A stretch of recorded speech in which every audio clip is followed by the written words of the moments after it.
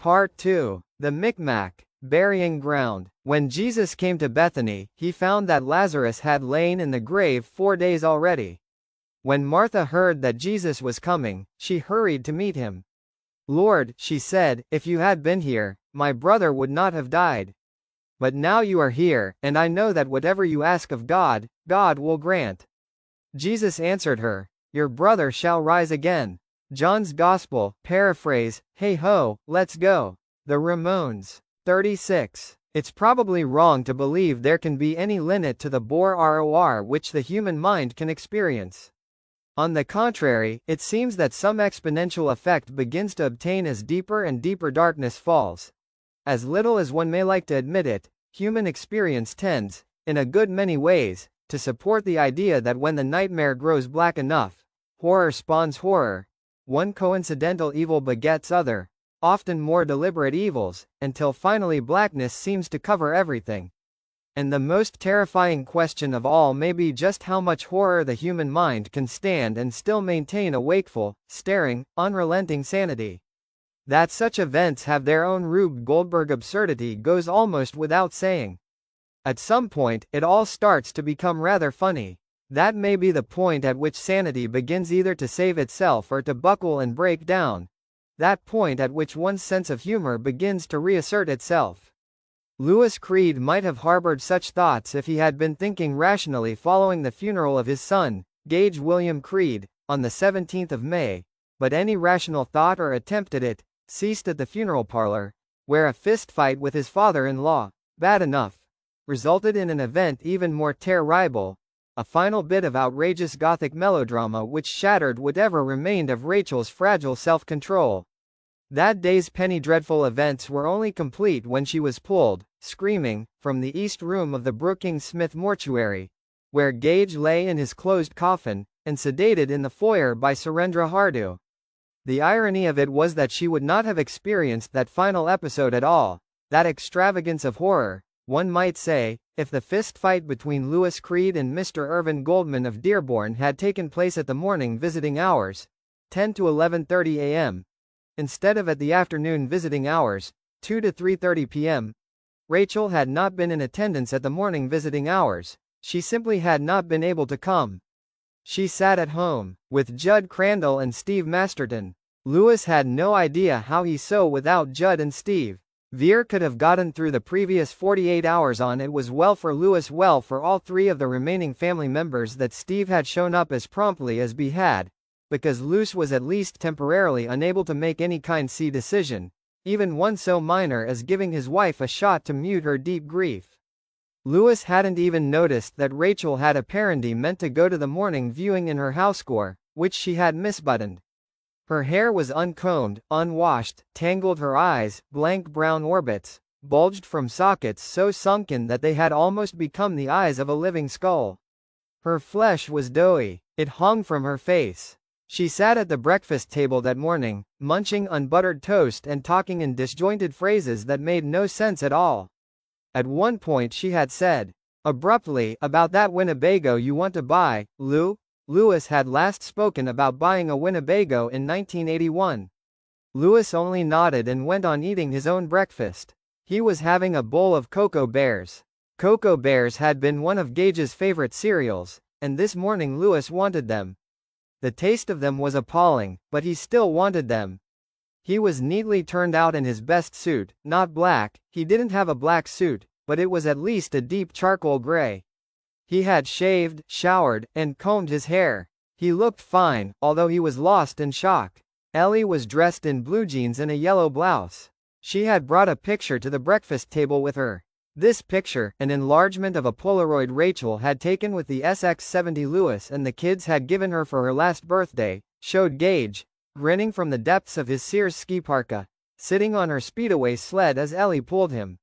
Rachel had caught Ellie looking back over her shoulder and smiling at Gage. Gage was grinning back at her.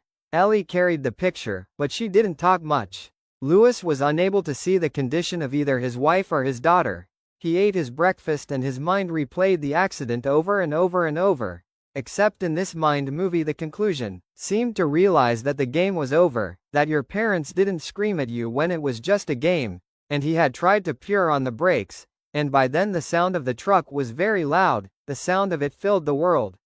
It was thundering. Luce had thrown ground beneath him as the shadow of the vulture had tracked the white late winter grass of Mrs. Vinton's field that day in March, and he believed that the tips of his fingers had actually brushed the back of the light jacket Gage had been wearing, and then Gage's forward motion had carried him out into the road, and the truck had been thunder. The truck had been sunlight on high chrome. The truck had been the deep-throated, shrieking bellow of an air horn, and that had been Saturday, that had been 3 days ago. "Okay," he said to Steve. "I ought to go now." "If you can get yourself together and help them," Steve said, swiping at his eyes with the arm of his jacket, "you'll be helping yourself too. The three of you have got to get through it together, Lewis. That's the only way. That's all anybody knows." "That's right," Lewis agreed, and in his mind it all started to happen again, only this time he leapt 2 feet farther right at the end, and snagged the back of Gage's jacket, and none of this was happening. At the time the scene in the East Room happened, Ellie was pushing her Monopoly marker aimlessly and silently around the board with Judd Crandall. She shook the dice with one hand and clutched the Polaroid of her pulling Gage on her Speedway sled with the other.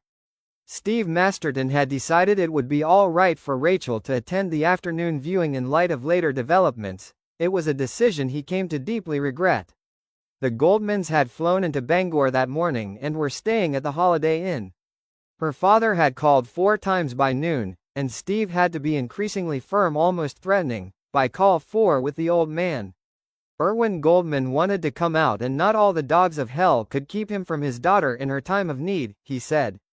Steve responded that Rachel needed this time before going to the funeral parlor to get over as much of her initial shock as she could. He didn't know about all the dogs of hell, he said, but he knew one Swedish-American physician's assistant that had no intention of allowing anyone into the Creed home until Rachel had appeared in public, of her own volition. After the viewing in the afternoon, Steve said, he would be more than happy to let the relative support system take over. Until then, he wanted her left alone. The old man swore at him in Yiddish and banged the phone down at his end, breaking the connection.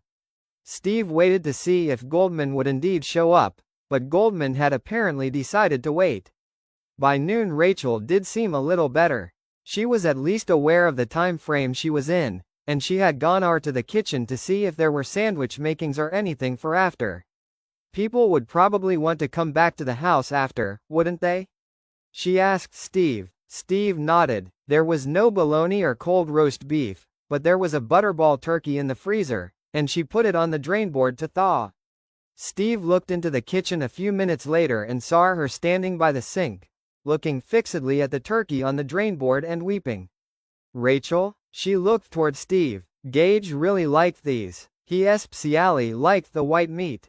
It was just occurring to me that he was never going to eat another butterball turkey."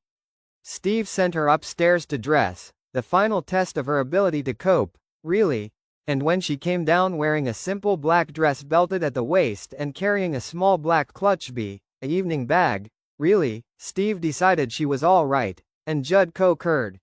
Steve drove her into town. He stood with Surendra Hardu in the lobby of the East Room and watched Rachel drift down the aisle toward the flower-buried coffin like a wraith. "How is it going, Steve?" Surendra asked quietly. "How did you think it was going?" "Going fucking terrible," Steve said in a low, harsh voice. Sid sighed. "I thought it was probably going fucking terrible, Surendra." The trouble really began at the morning viewing, when Erwin Goldman refused to shake hands with his son-in-law. The sight of so many friends and relatives had actually forces what was going on and be outward. He had reached that stage of malleable grief that funeral directors are so used to handling, and Lewis, out of the web of shock a little, had forced him to notice curing counter in a Parcheesi game. To its best advantage, Lewis was moved around like a warside. The East Room was a small foyer where people could smoke and sit in overstuffed easy chairs. The chairs looked as if they might have come directly from a distress sale at some old English men's club that had gone broke. Beside the door leading into the viewing room was a small easel, black metal chased with gold, and on this easel was a small sign which said simply "Gage William Creed." If you went across this spacious white building that looked misleadingly like a comfortable old house, you came to an identical foyer, This one outside the west room, where the sign on the easel read Alberta Burnham Nadeau. At the back of the house was the riverfront room. The easel to the left of the door between the foyer and this room was blank. It was not in use on this Tuesday morning. Downstairs was the coffin showroom, each model lit by a baby spotlight mounted on the ceiling. If you looked up, Lewis had, and the funeral director had frowned severely at him. It looked as if there were a lot of strange animals roosting up there. Judd had come with him on Sunday, the day after Gage had died, to pick out a coffin. They had gone downstairs, and instead of immediately turning right into the coffin showroom, Lewis, dazed, had continued straight on down the hallway toward a plain white swinging door, the sort you see communicating Berwyn restaurant dining rooms and the kitchen. Both Judd and the funeral director had said quickly and simultaneously, "Not Stephen King that way," and Lewis had followed them away from that swinging uncle had been an undertaker. Door obediently. He knew what was behind that door though.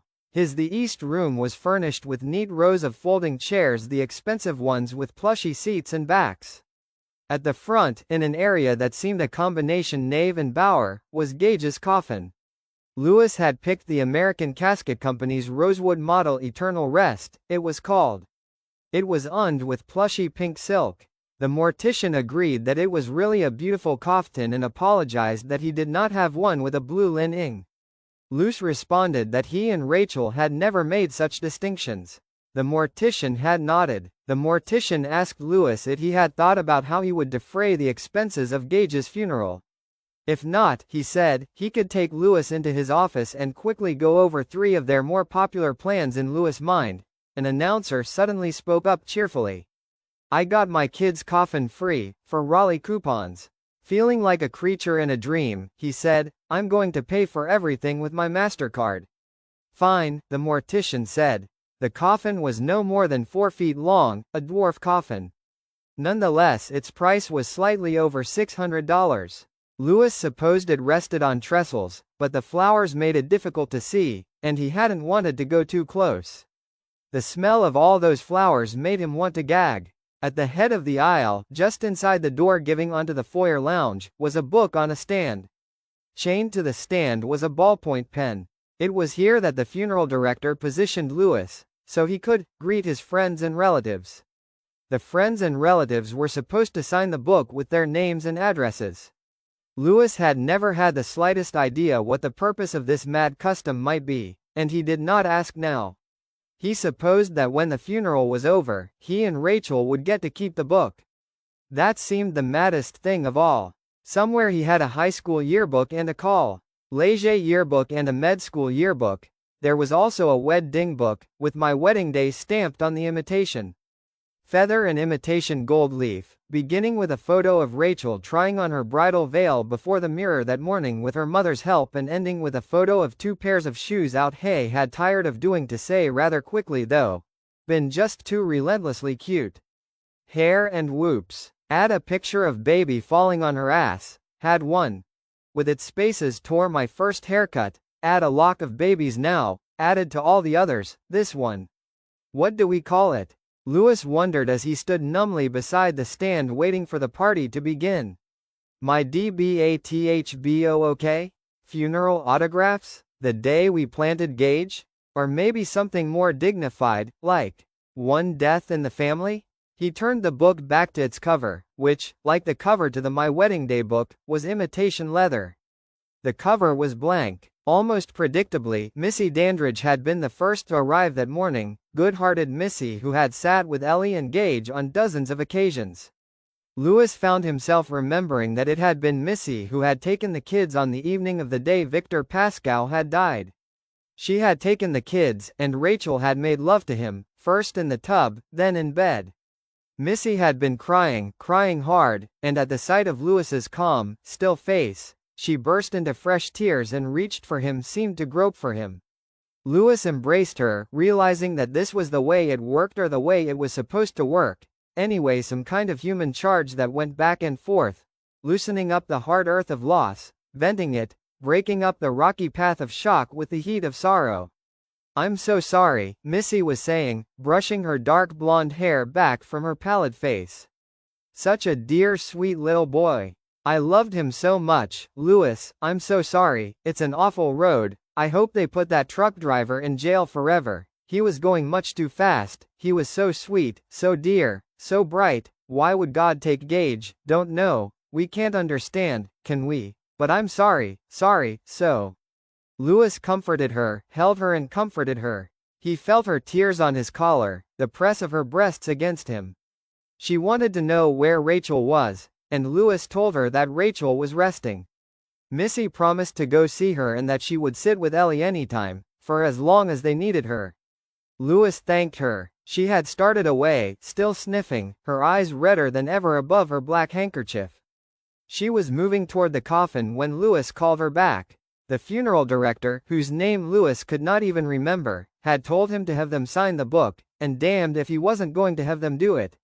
Mystery guest, sign in please, he thought, and came very close to going off into cackles of bright, hysterical laughter. It was Missy's woeful, heartbroken eyes that drove the laughter away. Missy, would you sign the book? He asked her, and because something else seemed to be needed, he added, for Rachel. Of course, she said. Poor Louis and poor Rachel. And suddenly Louis knew what she was going to say next, and for some reason he dreaded it. Yet it was coming, unavoidable, like a black bullet of a large caliber from a killer's gun, and he knew that he would be struck over and over by this bullet in the next interminable 90 minutes, and then again in the afternoon, while the wounds of the morning were still trickling blood. Thank God he didn't suffer, Louis. At least it was quick, yes, it was quick, all right. He thought about saying to her how that would shatter her face all over again, and he felt a vicious urge to do it, to simply spray the words into her face. It was quick, no doubt about that, that's why the coffin's closed. Nothing could have been done about Gage even if Rachel and I approved of dressing up dead relatives in their best like department store mannequins and rouging and powdering and painting their faces. It was quick, Missy my dear, 1 minute he was there on the road and the next minute B was lying in it. Bet way down by the ringer's bouse. It hit him and killed Bim and then it dragged him and you better believe it was quick. 100 yards or more all told, the length of a football field. I ran after him, Missy, I was screaming Bis' name over and over again, almost as if I expected he would still be alive. Me a doctor. I ran 10 yards and there was his baseball cap and one van 20 yards and there was one of his Star Wars sneakers.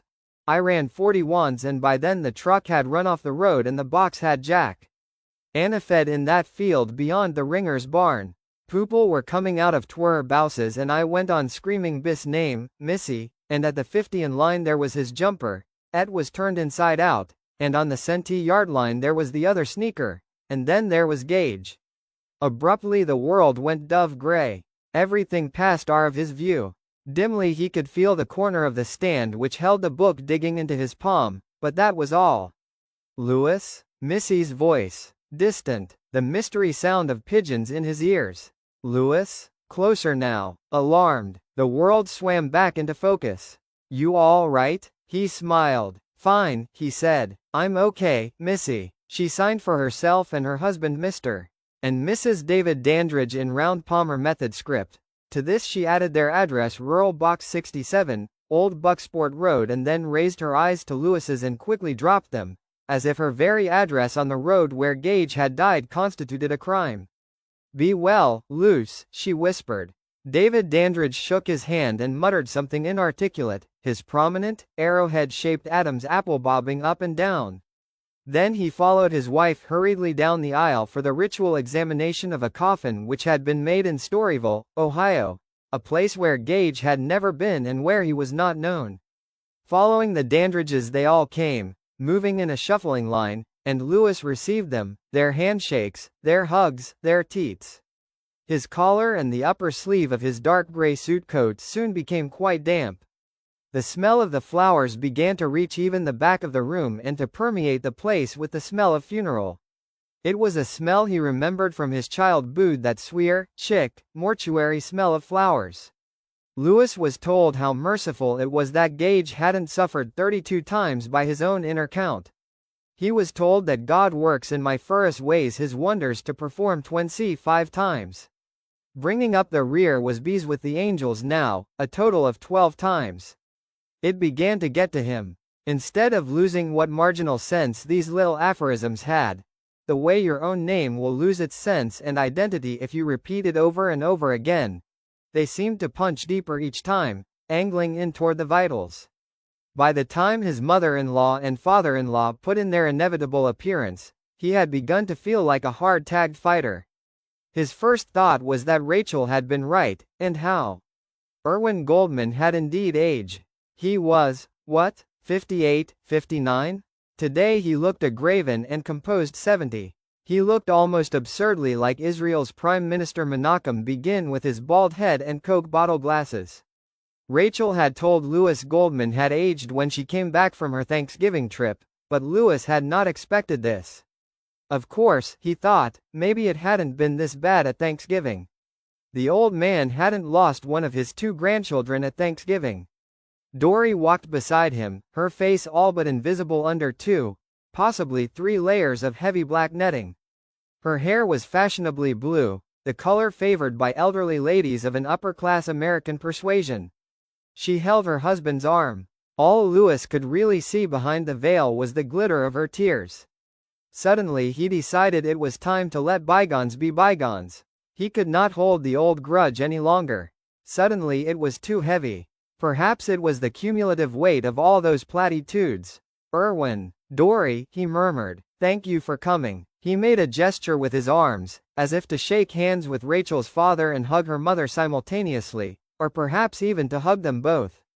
Either way he felt his own tears start for the first time, and for an instant he had the crazy idea that they could mend all their fences, that Gage would do that much for them in his dying, as if this were some romantic Lada's novel he had stepped into where the wages of death were reconciliarian, where it could cause something more construct and on and on.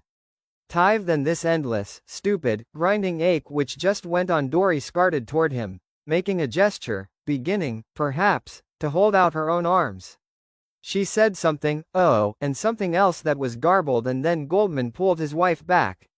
For a moment the 3 of them stood in a tableau that no one noticed except themselves, unless perhaps the funeral director, standing unobtrusively in the far corner of the east room, saw. Lowe's supposed that Uncle Carl would have seen Louis with his arms partly outstretched, Erwin and Dory Goldman standing as stiff and straight as a couple on a wedding's cake. Louis saw that there were no tears in his father-in-law's eyes. They were bright and clear with hate. Does be think I killed Gage zo spate him? Louis wondered. Those eyes seemed to measure Louis, to find him the same small and pointless man who had kidnapped his daughter and brought her to this sorrow, and then to dismiss him. His eyes drifted to Louis's left, to Gage's coffin, in fact, and only then did they soften. Still Louis made a final effort. Erwin, he said. Dory, please. We have to get together on this. Louis, Dory said again kindly. Louis thought, and then they were past him. Erwin Goldman perhaps pulling his wife along, not looking to the left or the right, certainly not looking at Louis Creed. They approached the coffin, and Goldman fumbled a small black skullcap out of his suit coat pocket. You didn't sign the book, Louis thought, and then a silent belch of such malignantly acidic content rose through his digestive works that his face clenched in pain. The morning viewing ended at last. Louis called home. Judd answered and asked him how it had gone. All right, Louis said. He asked Judd if he could talk to Steve. If she can dress herself, I'm going to let her come this afternoon, Steve said. Okay by you? Yes, Louis said. You? How are you, Lou? No bullshit and straight on how are. All right, Louis said briefly. Coping. I bade all of them sign TBE book. All of them except Dory and Erwin, and they Worldner. All right, Steve said. Look, shall we meet you for lunch? Lunch. Meeting for lunch. This seemed such an alien idea that Louis thought of the science fiction novels he had read as a teenager, novels by Robert A. Heinlein, Murray Leinster, Gordon R. Dixon. The natives here on planar Quark have an odd custom. When one of their children dies, Lieutenant Abelson, they meet for lunch. I know how grotesque and barbaric that sounds, but remember, this plains has not been terraformed yet. Sure, Louis said. What's a good restaurant for half-time between funeral viewings, Steve? Take it easy, Lou, Steve said, but he didn't seem entirely displeased.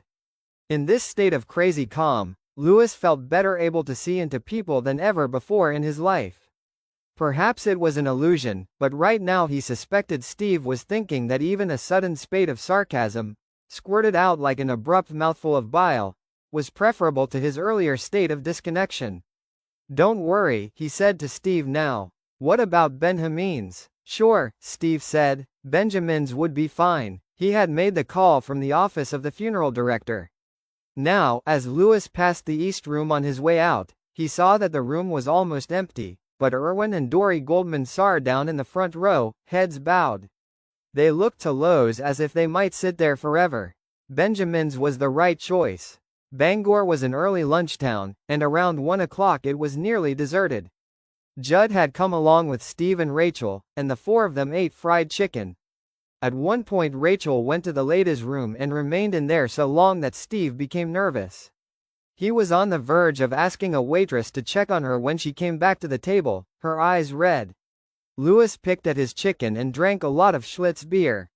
Judd matched him bottle for bottle, not talking much. Their 4 meals went back almost uneaten, and with his preternatural insight, Louis saw the waitress, a far girl with a pretty face, debating with her chef about whether or not to ask them if their meals had been all right, finally taking another look at Rachel's red-rimmed eyes and deciding it would be the wrong question. Over coffee Rachel said something so suddenly and so baldly that it rather shocked Kem, all particularly Louis, who last was becoming sleepy with the beer. "I'm going to give his doses to the Salvation Army." "Are you?" Steve said after a moment. "Yes," Rachel said, "there's a lot of wear in them yet. All his jumpers, his corduroy pants, his shirts. Someone will be glad to get them. They're all very serviceable, except for the ones he was wearing, of course. They're ruined." The last word became a miserable choke. She tried to drink coffee, but that was no good. A moment later she was sobbing into her hands. There was a queer moment then. There were crossing lines of tension then. They all seemed to focus on Louis. He felt this with the same preternatural insight he'd had all this day, and of them all, this was the clearest and surest. Even the waitress felt those converging lines of awareness. He saw her pause at a table near the back where she was laying placemats and silver. For a moment Louis was puzzled, and then he understood. They were waiting for him to comfort his wife. He couldn't do it. He wanted to do it. He understood it was his responsibility to do it. All the same, he couldn't. It was the cat that bought in his way. Suddenly and with no rhyme or reason. The cat, the facing car, church with his ripped mice and the birds he had frowned forever. When he found them, Louis had cleaned up the S's promptly, with no complaint or comment, certainly without Pontest. He had, after all, bought them. But had he bought this? He saw his fingers. Louis saw his fingers. He saw his fingers LPHDY skating over the back of Gage's jacket. Then Gage's jacket lad been gone. Then Gage had been gone. He looked into his coffee cup and let his wife cry beside him uncomforted. After a moment, in terms of clock time probably quite SMAN, but both then and in retrospect it seemed long, Steve put an arm around her and hugged her gently. His eyes on Louis's when reproachful and angry. Louis turned from them toward Judd. Judd was looking down, as if in shame. There was no help there. 37. "I knew something like this would happen," Irwin Goldman said. "That was how the trouble started. I knew it when she married you. You'll have all the grief you can stand and more. Look at this. Look at this. This mess," I said, and Louis looked slowly around at his father-in-law, who had appeared before him like some malign jack-in-the-box in a skull cap, and then, instinctively, he looked around at where Rachel had been. By the book on the stand the afternoon shift was hers by default, but Rachel was gone. The afternoon viewing had been less crowded, and after half an hour or so, Louis had gone down to the front row of seats and sat there on the aisle, aware of very little, only peripherally aware of the cloying stink of the flowers. Except the fact that he was very tired and sleepy. It was only partly the beer, he supposed. His mind was finally ready to shut down. Probably a good thing. Perhaps, after 12 or 16 hours of sleep, he would be able to comfort Rachel a little. After a while his head had sunk until he was looking at his hands, loosely linked between his knees. The hum of voices near the back was soothing. He had been relieved to see that Erwin and Dory weren't here when the four of them returned from lunch, but he should have known their continued absence was too good to be true. "Where's Rachel?" Lewis asked now. "With her mother. Where she should be." Goldman spoke with the studied triumph of a man who has closed a big deal. There was scorch on his breath. A lot of it. He stood before Lewis, the Abanti little district attorney, before a man in the bar of Jutai, a man who is patently guilty. He was unsteady on his feet. "What did you say to her?" Lewis said, feeling the man's face. Alarmed now he knew Goldman had said something. It was nothing but the truth. "I told her this is what it gets you. Mar ying against your parents' wishes." "I told her," Mally say chat, "did you? Did you say that?" Lewis asked incredulously. "You didn't that and more," Erwin Goldman said. "I always knew it would come to this or something like it. I knew what kind of a man you were the first time I saw you." He leaned forward, exhaling Scotch fumes. "I saw through you, you prancing little fraud of a doctor. You enticed my daughter into a stupid, feckless marriage, and then you turned her into a scullery maid, and then you let her son be run down in the highway like a chip." Most of this went over Lewis's head. He was still groping with the idea chat this stupid little man could have. "You said that to her?" he repeated. "You said it? I hope you rot in hell," Goldman said, and heads turned sharply toward the sound of his voice. Tears began to squeeze out of Erwin Goldman's bloodshot brown eyes. His bald head glowed under the muted fluorescent lights. "You made my wonderful daughter into a scullery maid, destroyed her future, took her away, and let my grandson die a dirty death in a country." His voice rose to a hectoring scream. "Where were you? Sitting on your ass while he was playing in the NAD thinking about your stupid medical articles? What were you dung, you shit? You stinking shit. Killer of children. Key." There they were. There they were at the front of the East Coombe.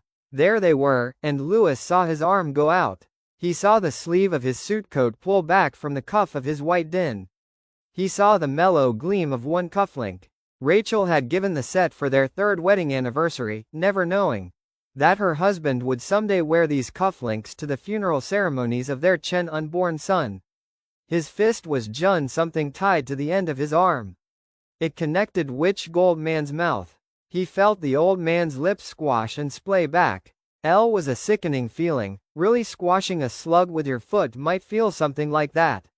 There was no satisfaction in it. Beneath the flesh of his father-in-law's lips he could feel the sterile, unyielding regularity of his dentures. Goldman went stumbling backward. His arm came down against Gage's coffin, knocking it aslant. One of the vases, heavy with flowers, fell over with a crash. Someone screamed. It was Rachel, struggling with her mother, who was trying to hold her back. The people who were there, 10 or 15 in all, seemed frozen between fright and embarrassment. Steve had taken Judd back to Ludlow, and Lewis was dimly grateful for that. This was not a scene he would have wished Judd to witness. It was unseemly. "Don't hurt him," Rachel screamed. "Lewis, don't hurt my father. You like to hit old men, do you?" Erwin Goldman of the overflowing checkbook cried out shrilly. He was grinning through a mouthful of blood. "You like to hit old men? I am not surprised, you stinking bastard. That does not surprise me at all." Lewis turned toward him, and Goldman struck him in the neck.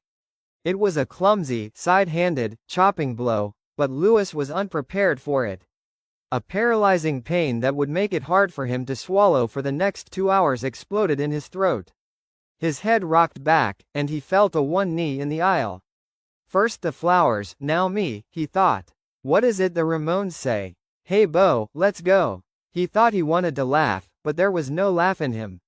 What came out of his hurt throat was a little groan. Rachel screamed again. Erwin Goldman, his mouth dripping blood, marched over to where his son-in-law kneeled and kicked Lewis smartly in the kidneys. The pain was a bright flare of agony. He put his hands down on the rug runner to keep from going flop on his belly.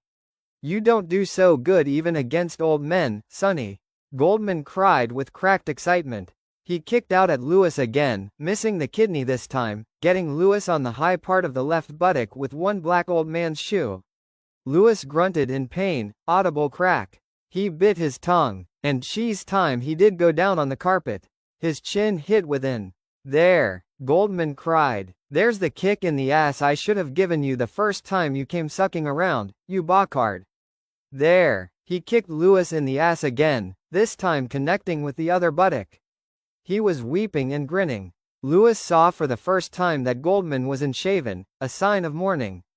The funeral director raced toward them. Rachel had broken Mrs. Goldman's hold and was also racing toward them, screaming. Lewis rolled clumsily over on his side and sat up. His father-in-law kicked out at him again and Lewis caught his shoe in both hands. It thwapped solidly into his palms like a well-caught fourball and shoved backward as hard as he could, bellowing. Goldman flew backward at an angle, pinwheeling his arms for balance. He fell on Gage's eternal rest casket, which had been manufactured in the town of Storyville, Ohio, and which had not come cheap. Oz the Gweet and Tuwibble has just fallen on top of my son's coffin, Lewis thought dazedly. The casket fell from the trestle with a huge crash. The left end fell first, then the right. The latch snapped. Even over the screams and the crying, even over the bellows of Goldman, who after all was only playing a children's party game of pin the blame on the donkey, Lewis heard the lock snap.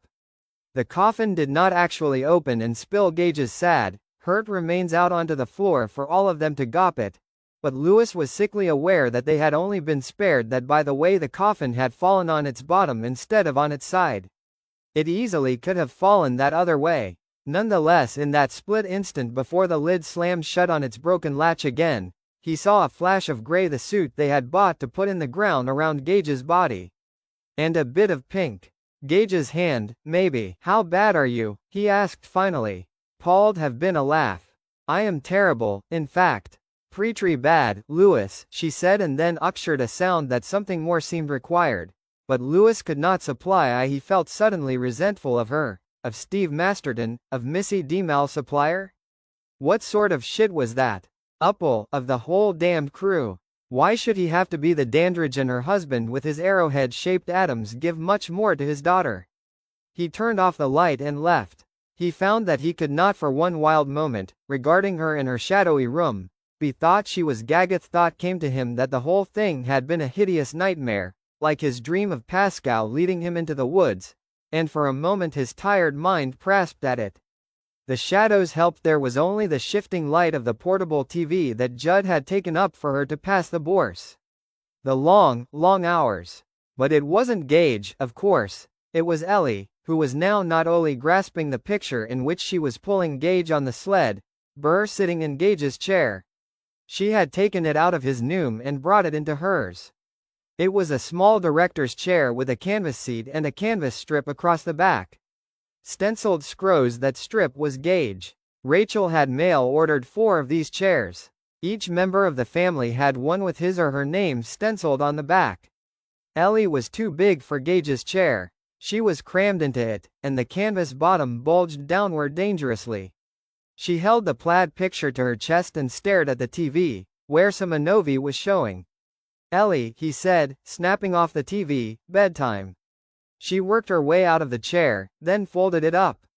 She apparently meant to take the chair into bed with her. Lewis hesitated, wanting to say something about the chair, and Fally settled on, "Do you want me to tuck you in?" "Yes, please," she said. "No, thanks. Do you? Would you want to sleep with Mommy tonight?"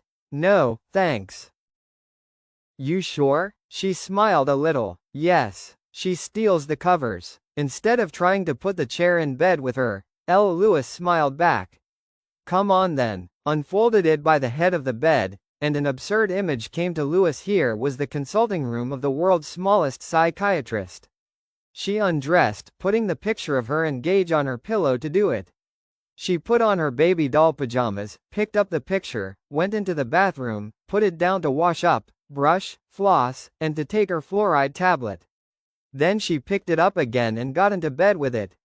Lewis sat down beside her and said, "I want you to know, Ellie, that if we keep on loving each other, we can get through this."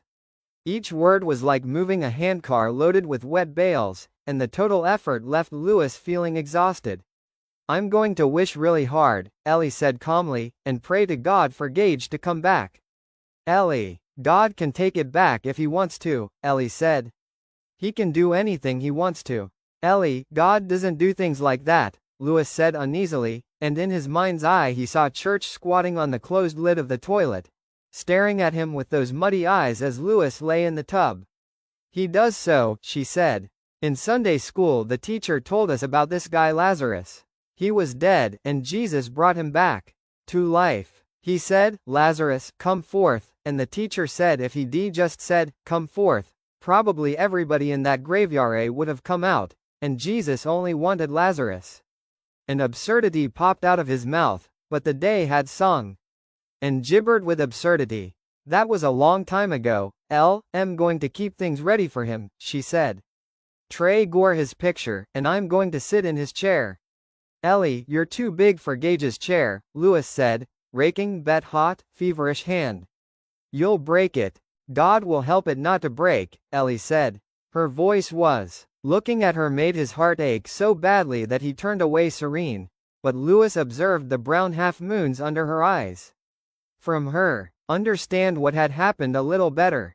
Maybe when Gage's chair broke, she would begin to. I'm going to carry the picture and sit in his chair, she said. I'm going to eat his breakfast too. Gage and Ellie had each had their own breakfast cereals. Gage's, Ellie had once claimed, tasted like dead boogers.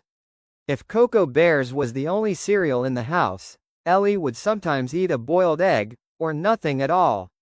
I'll eat lima beans even though I hate them, and I'll read all of Gage's picture books and all.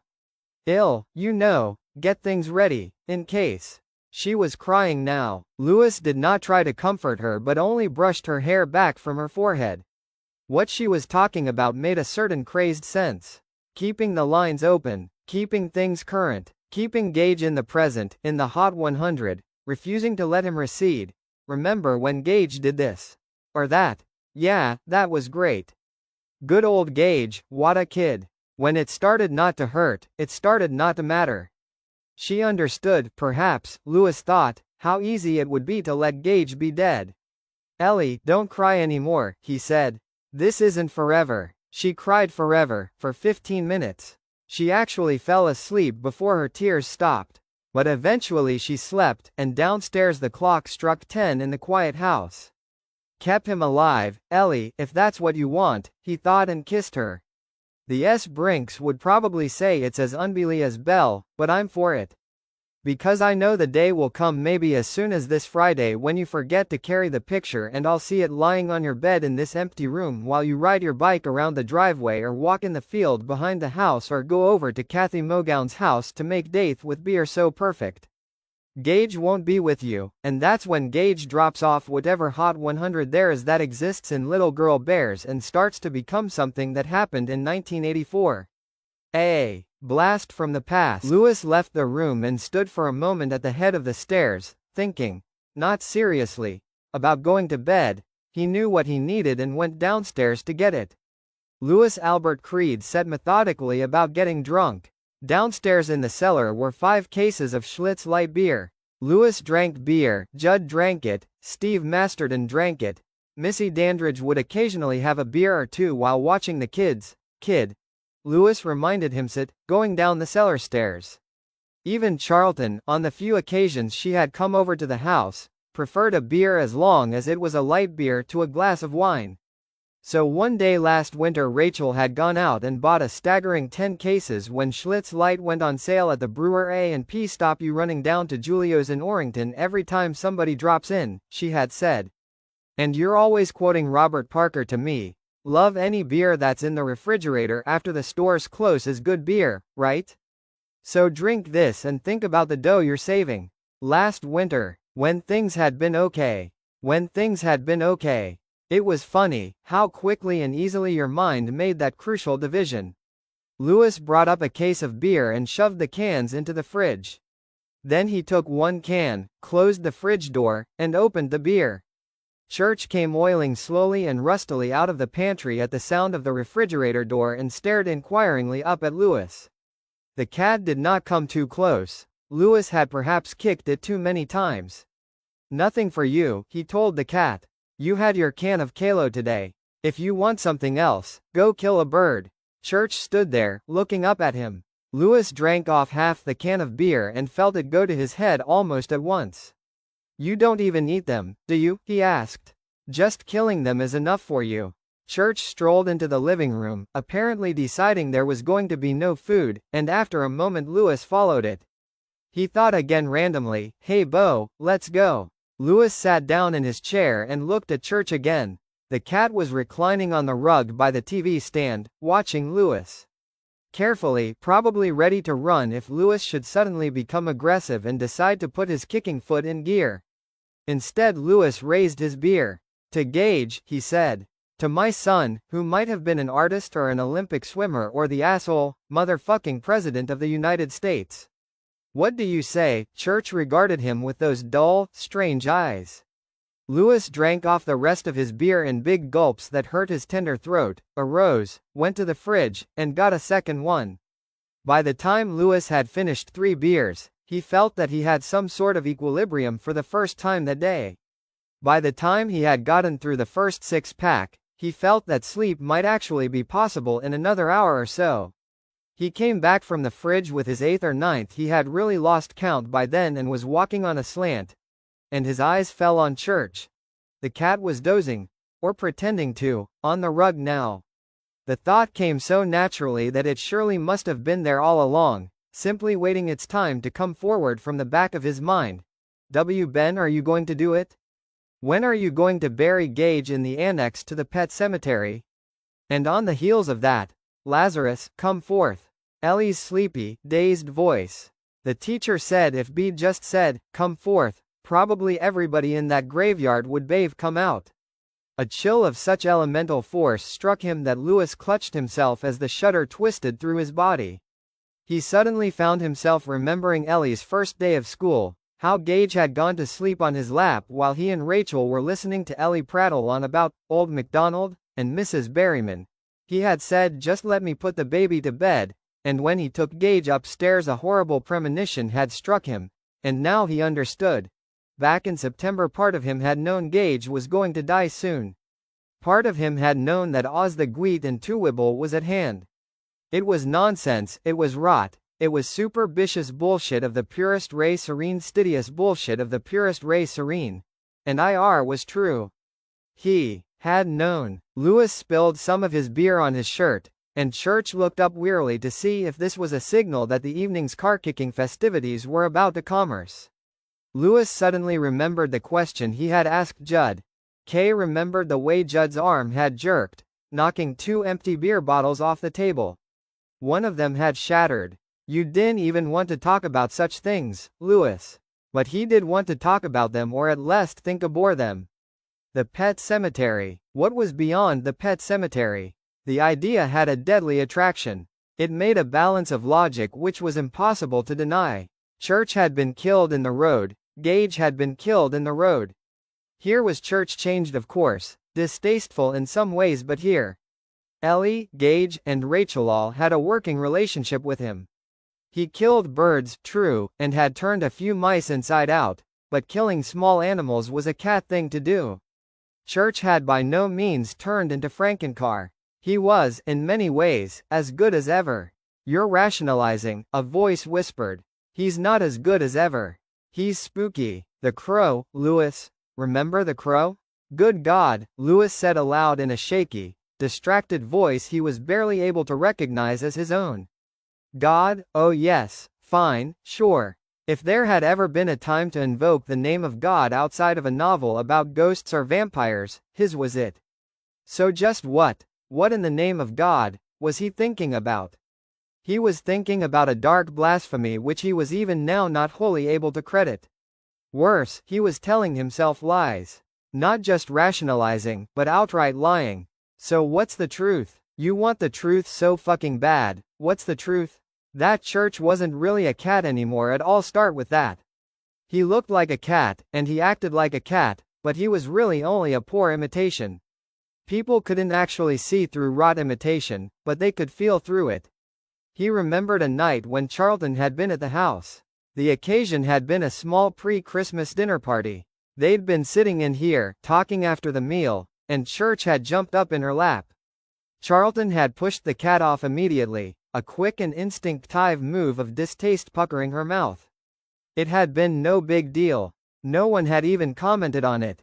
It was there. Charlton had felt what the cat wasn't. Lewis killed his beer and went back for another. If Gage came back changed in such a way, that would be an obscenity. He popped the top and drank deeply.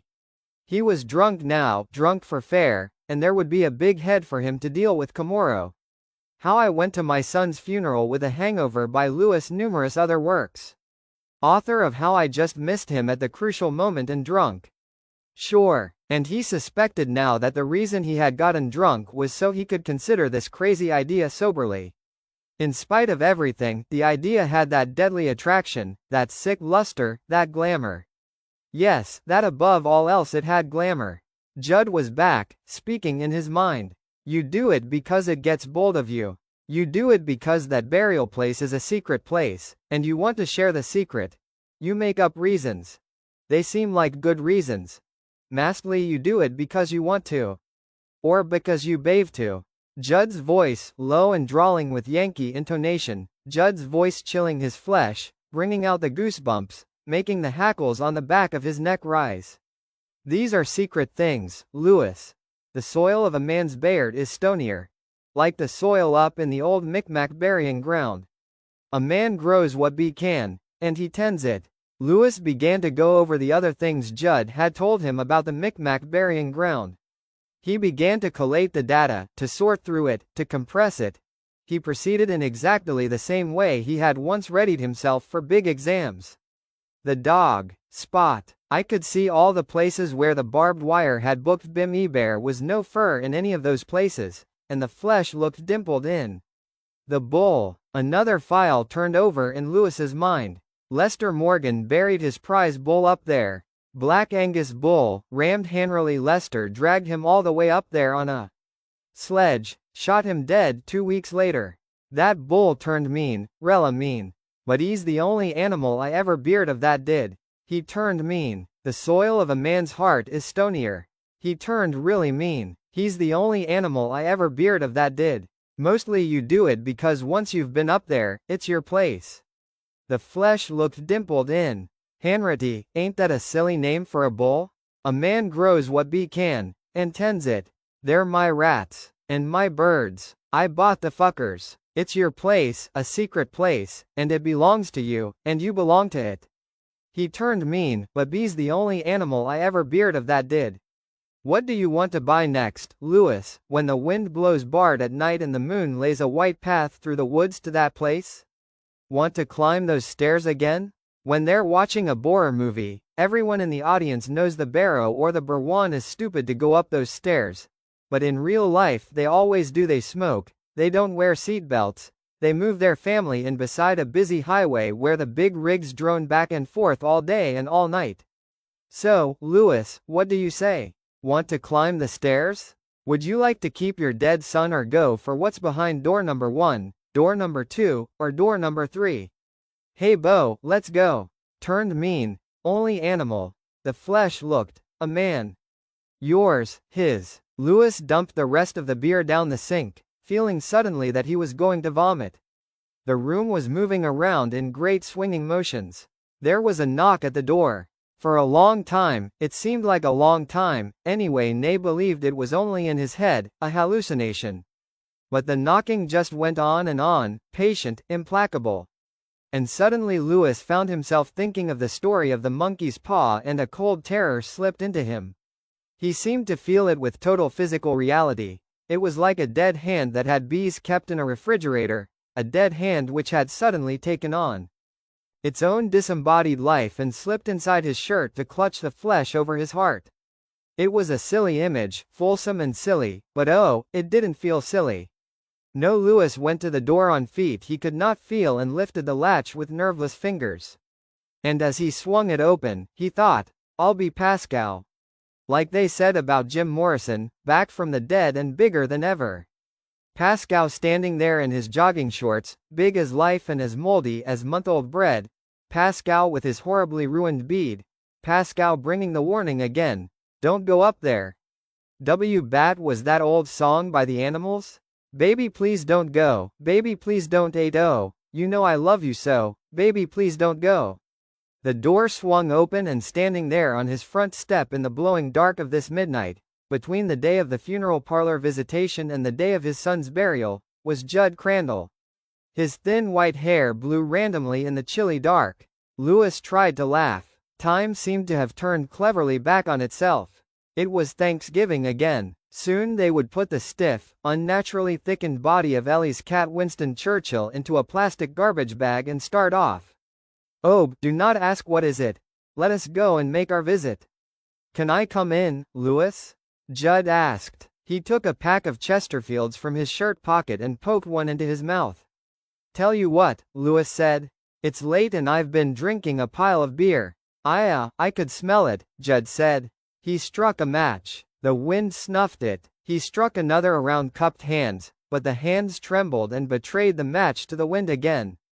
He got a third match, prepared to strike it, and then looked up at Lewis standing in the doorway.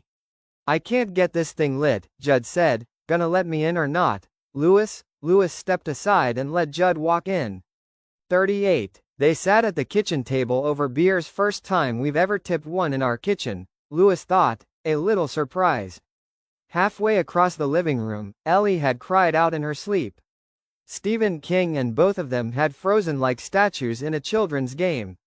The cry had not been repeated. "Okay," Lewis said, "what are you doing over here at quarter?" "Judd, but this is stretching it. Past 12 on the morning my son gets buried?" "You're a friend." Judd drank, wiped his mouth with the heel of his hand, and looked directly at Lewis. There was something clear and positive in his eyes, and Lewis at last looked down from it. "You know why I'm here," Judd said. "You're thinking about things that are not to be thought of, Lewis. Worse still, I fear you're considering them." "I wasn't thinking about anything but going up to bed," Lewis said. "I have a burying to go to tomorrow. I'm responsible for more pain in your heart than you should have tonight," Judd said softly. "For all I know, the 1st of May even have been responsible for the death of your son." Lewis looked up, startled. "What? Judd, don't talk crazy. You are thinking of trying to put him up there," Judd said. "Don't you deny the thought has crossed your mind, Lewis." Lewis did not reply. "How far does its influence extend?" Judd said. "Can you tell me that?" "No. I can't answer that question myself, and I've lived my whole life in this patch of the world. I know about the mimics, and that place was always considered to be a kind of holy place to them. But not in a good way. Stanny B told me that. My father told me too later on, after Spot died the second time. Now the Micmacs, the state of Maine, and the government of the United States are arguing in court about who owns that land. Who does own it? No one really knows, Lewis. Not anymore. Different people laid claim to it at one time or another, but no claim ever stuck. Anson Ludlow, the great-grandson of this town's founding father, for one. His claim was maybe the best for a white man, since Joseph Ludlow the Elder had the whole shebang as a grant from good King Georgie back when Maine was just a big province of the Massachusetts Bay Colony. But even then H would have been in a hell of a court fight because there was cross claims. He could prove pretty convincingly that Low the Elder was money poor but land rich toward the end of his claims to the land by other Ludlows and by a fellow named Peter 400 acres when he got into his cups. He was a Ludlow on the other side of the sheets. And Joseph Ludd life, and every now and then he'd just gift somebody with 2 or. Were none of those deeds recorded? Lewis asked, fascinated in spite of himself. "Oh, they were regular bears for recording deeds, were our grandfathers," Judd said, lighting a new cigarette from the butt of the old one. "The original grant on your land goes like this." Judd closed his eyes and quoted, "From the great old maple which stands atop Quinnsbury Ridge to the verge of Orrington Stream. Thus runneth the tract from north until south." Judd grinned without much humor. "But the great old maple fell down in 1882, let's say, and was rotted to moss by the year 1900, and Orrington Stream silted up and turned to marsh in the 10 years between the end of the Great War and the crash of the stock market. A nice mess it made. It ended up not mattering to old Anson, anyways. He was struck and killed by lightning in 1921, right up around where that burying ground is." Lewis stared at Judd. Judd sipped his beer. "It don't matter. There's lots of places where the history of ownership is so tangled it never gets unraveled, only the lawyers end up mackin' money. Hell, Dickens knew that. I suppose the Indians will get it back in the end, and I think that's the way it should be. But that don't really matter, Lewis. I came over here tonight to tell you about Timmy Batterman and his dad. Who's Timmy Batterman? Timmy Batterman was one of the 20 or so boys from Ludlow that went overseas to fight Hitler. He left in 1942. He come back in a box with a flag on the top of it in 1943. He died in Italy. His daddy, Bill Batterman, lived his whole life in this town. He about went crazy when he got the telegram, and then he quieted right down. He knew about the Micmac burying ground, you see, and he'd decided what he wanted to do. The chill was back. Lewis stared at Judd for a long time, trying to read the lie in the old man's eyes. It was not there, but the fact of this story surfacing just now was damned convenient. "Why didn't you tell me this that other night?" he said finally. After we did the cat? When I asked you if anyone had ever buried a person up there, you said no one ever had. Because you didn't need to know, Judd said. Now you do. Lewis was silent for a long time. Was he the only one? The only one I know of personally, Judd said gravely. The only one to ever try it? I doubt that, Lewis. I doubt it very much. I'm kind of like the preacher in Ecclesiastes. I don't believe that there's anything new under the sun. Oh, sometimes the glitter they sprinkle over the top of a thing changes, but that's all. What's been tried once had been tried once before, and before, and before. He looked down at his liver-spotted hands. In the living room, the clock softly chimed 12:30. I decided that a man in your profession is used to looking at symptoms and seeing the diseases underneath. And I decided one had to talk straight to you when Mortensen down at the funeral home told me you'd ordered a graveliner instead of a ceiling vault. Lewis looked at Judd for a long time, saying nothing. Judd flushed deeply but didn't look away. Finally Lewis said, "Sounds like maybe you did a little snooping, Judd. I am sorry because of it. I didn't ask him which you bought. Not right out, maybe." But Judd did not reply, and although his blush had deepened even more, his complexion was approaching a plum color now. His eyes still didn't waver. At last, Lewis sighed. He felt unutterably tired. "Oh, fuck it. I don't care. Maybe you're even right. Maybe it was on my mind. If it was on the downside of it. I didn't think much about what I was ordering. I was thinking about Gage. I know you were thinking about Gage. But you knew the difference. Your uncle was an undertaker." Yes, he had known the difference. A ceiling vault was a piece of construction work, something which was meant to last a long, long time. Concrete was poured into a rectangular mold reinforced with steel rods, and then, after the graveside services a crane lowered a slightly curved concrete top into place. The lid was sealed with a substance like the hot patch highway sealant trade named Everlock got itself a fearsome grip after departments used to fill potholes. Uncle Carl had told Lewis that all that weight had been on it for a while. Uncle Carl, who liked to yarn as much as anyone, at least when he was with his own kind, and Lewis, who had worked with him summers for a while, qualified as a sort of apprentice undertaker, told his nephew of an exhumation order he'd gotten once from the Cook County DA's office. Uncle Carl went out to Groveland to oversee the exhumation. They could be tricky things, he said, people whose only ideas concerning disinterral came from those horror movies starring Boris Karloff as Dr. Frankenstein's monster and Dwight Arya as Igor had an entirely wrong impression. Opening a ceiling vault was no job for two men with picks and shovels, not unless they had about 6 weeks to spend on the job. This one went all right, at first. The grave was opened, and the crane grappled onto the top of the vault. Only the top didn't just pull off, as it was supposed to do. The whole vault, its concrete sides already a little wet and discolored, started to rise out of the ground instead. Uncle Carl screamed for the crane operator to back off. Uncle Carl wanted to go back to the mortuary and get some stuff that would weaken the sealant's grip a bit. The crane operator either didn't hear or wanted to go for the whole thing, like a little kid playing with a toy crane and junk prizes in a penny arcade. Uncle Carl said that the damned fool almost got it too. The vault was 3/4 of the way out, Uncle Carl and his assistant could hear water pattering from the underside of the vault onto the floor of the grave. It had been a wet week in Chicagoland, when the crane just tipped over and went kerplunk into the grave. The crane operator crashed into the windshield and broke his nose. That day's festivities cost Cook County roughly $3,000 to $2,100 over the usual price of such gay goings-on. The real point of the story for Uncle Carl was that the crane operator had been elected president of the Chicago local of the Teamsters 6 years later. Grave liners were simpler matters.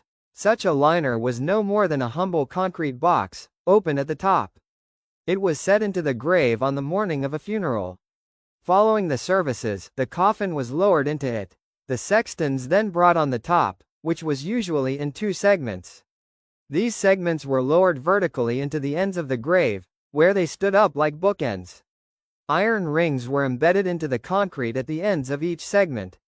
The sextons would run lengths of chain through them and lower them gently onto the top of the grave liner. Each section would weigh 60, perhaps 70 pounds 80, tops. And no sealer was used. It was easy enough for a man to open a grave liner, that's what Judd was implying. Easy enough for a man to disinter the body of his son and bury it someplace else. Shbbb, shush. We will not speak of such things. These are secret things. Yes, I guess one knew the difference between a sealing vole and a grave liner, Lewis said. But I wasn't thinking about what you think I was thinking about. Lewis. I's late, Lewis said. It's late, I'm drunk, and my heart aches. If you feel like you have to tell me this story, then tell me and let's get it over with. Maybe I sold Bave started with martinis, thought. Then I could have been safely passed out. Ben became knockin'. All right, Lewis. Thank you. Just go on. Judd paused a moment, thinking, then began to speak. 39. In those days back during the war, I mean the train still stopped in Orrington, and Bill Batterman had a funeral hack there at the loading depot to meet the freight carrying the body of his son Timmy. The coffin was unloaded by 4 railroad men. I was one of them. There was an Army fellow on board from Graves and Registration. That was the Army's wartime version of undertakers, Lewis, but he never got off the train. He was sitting drunk in a boxcar that still had 12 coffins in it. We put Timmy into the back of a mortuary Cadillac. In those days it still wasn't uncommon to hear such things called hurry-up wagons because in the old days, the major concern was to get them into the ground before they rotted. Bill Batterman stood by, his taste stony and kinda dry, guess you'd say. He wept no tears. Huey Garber was driving the train that day, and he said that Army fella had really had a tour for himself. Huey said they'd flown in a whole shitload of those coffins to Limestone in Presque Isle, at which point both the coffins and their keeper entrained for points south. The Army fella comes walking up to Huey, and he takes a fifth of rye whiskey out of his uniform blouse, and he says in this soft, drawly Dixie voice, "Well, Mr. Engineer, you're driving a mystery train today, did you know that?" Huey shakes his head. "Well, you are. At least, that's what they call a funeral train down in Alabama." Huey says the fella took a list out of his pocket and squinted at it. "We're going to start by dropping 2 of those coffins off in Holton, and then I've got 1 for Passadumkeag, 2 for Bangor, 1 for Derry, 1 for Ludlow, and so on. I feel like a fucking milkman. You want a drink?" Well, Huey declines the drink on the grounds that the Bangor and Aroostook is pretty fussy on the subject of train drivers with ye on their breaths, and the fella from Graves and Registration don't hold it against Huey, any more than Huey holds the fact of the Army fella's drunkenness against him. "They even shook on her," Huey said. "So off they go, dropping those flag-covered coffins every other stop or 2. 18 or 20 of 'em in all." Huey said it went on all the way to Bosron, and there was weeping and wailing relatives at every stop except Ludlow.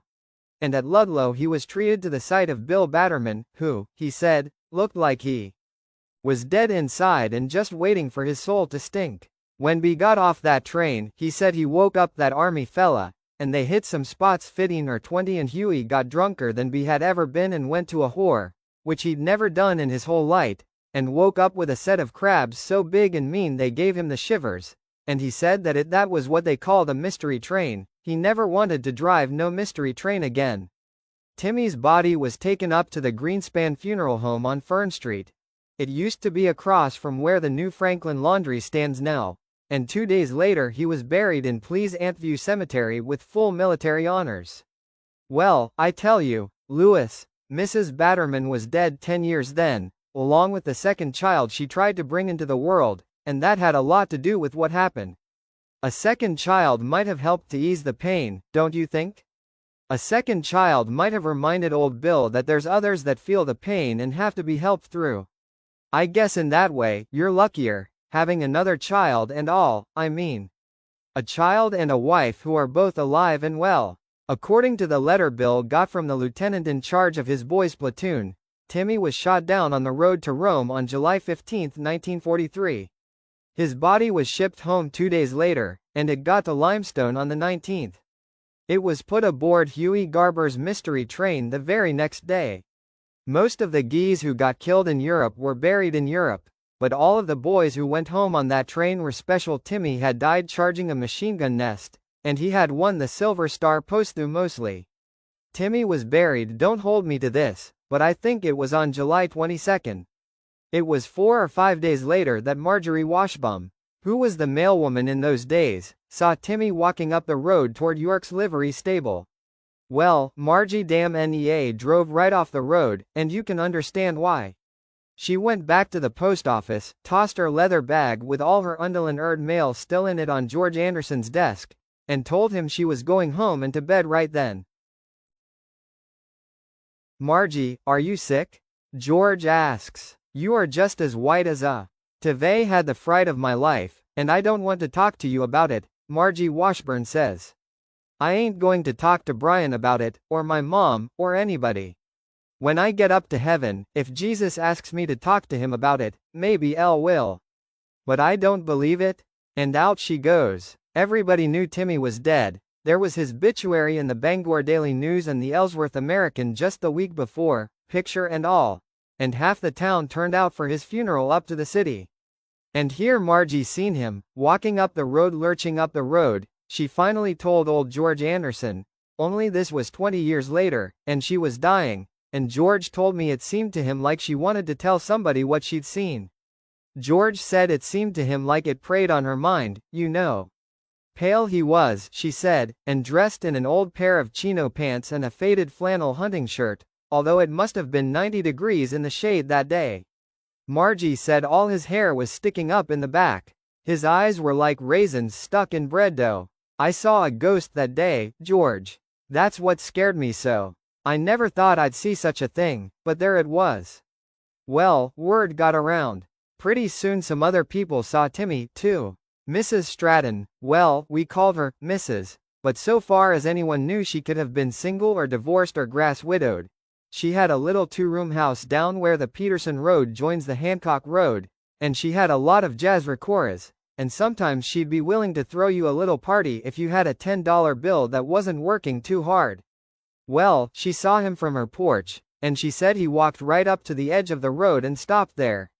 He just stood there, she said, his hands dangling at his sides and his head pushed forward, looking like a boxer who's ready to eat him some canvas. She said she stood there on her porch, heart going like 60, too scared to move. Then she said he turned around, and it was like watching a drunk man try to do an abore face. One leg went way out and the other foot turned, and he just about fell over. She said he looked right at her and all the strength just run out of her hands and she dropped the basket of washing she had, and the clothes fell out and got smutty all over again. She said his eyes, she said they looked as dead and dusty as marbles, Lewis. But he saw her, and he grinned, and she said he talked to her. Asked her if she still had those records because he wouldn't mind cutting a rug with her. Maybe that very night, and Mrs. Stratton went back inside, and she wouldn't come out for most of a week, and by then it was over anyway. Lot of people saw Timmy Batterman. Many of them are dead now, Mrs. Stratton is, for one, and others have moved on, but there are a few old crocs like me left around who'll tell you, if you ask 'em right. We saw him, I tell you, walking back and forth along the Pet Air Seine Road, a mile east of his daddy's house and a mile west. Back and forth he went, back and forth all day, and for all anyone knew, all night. Shirt untucked, pale face, hair all stuck up in spikes, fly unzipped sometimes, and this look on his face, this look. Judd paused to light a cigarette, then shook the match out, and looked at Lewis through the haze of drifting blue smoke. And although the story was, of course, utterly mad, there was no lie in Judd's eyes. You know, they have these stories in these movies, don't know if they're true about zombies down in Haiti. In the movies they just sort of shamble along, with their dead eyes staring straight ahead, real slow and sort of clumsy. Timmy Batterman was like that, Lewis, like a zombie in a movie, but he wasn't. There was something more. There was something going on behind his eyes, and sometimes you could see it and sometimes you couldn't see it. Something behind his eyes, Lewis. I don't think that thinking is what I want to call it. I don't know what in the hell I want to call it. It was sly, that was one thing. Like him telling Mrs. Stratton he wanted to cut a rug with her. There was something going on in there, Lewis, but I don't think it was thinking and I don't think it had much maybe nothing at all, to do with Timmy Batterman. It was more like a radio signal that was coming from somewhere else. You looked at him and you thought, if he touches me, I'm gonna scream. Like that. Back and forth he went, up and down the road, and one day after I got home from work this must have been, I'm going to say it was July 30th or so, here is George Anderson, the postmaster, don't you know, sitting on my back porch, drinking iced tea with Hannibal Benson, who was then our second selectman, and Alan Purinton, who was fire chief. Norma sat there too but never said a thing. George kept rubbing the stump at the top of his right leg.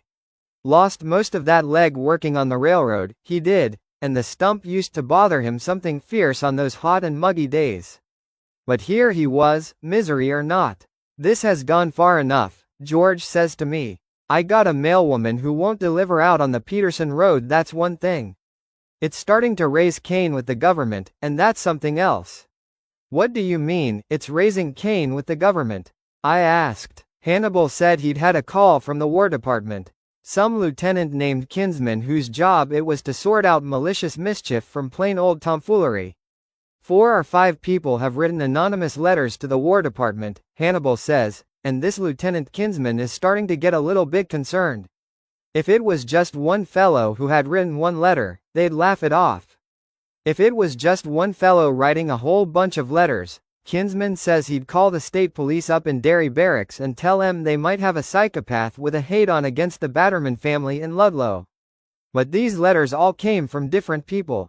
He said you could tell that by the handwriting, name or no name, and they all say the same crazy thing, that if Timothy Batterman is dead, he makes one hell of a lively corpse walking up and down Peterson Road with his bare face hanging out.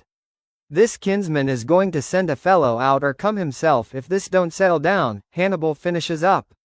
They want to know if Timmy's dead, or AWOL, or what, because they don't like to think their records are all at 6s and 7s.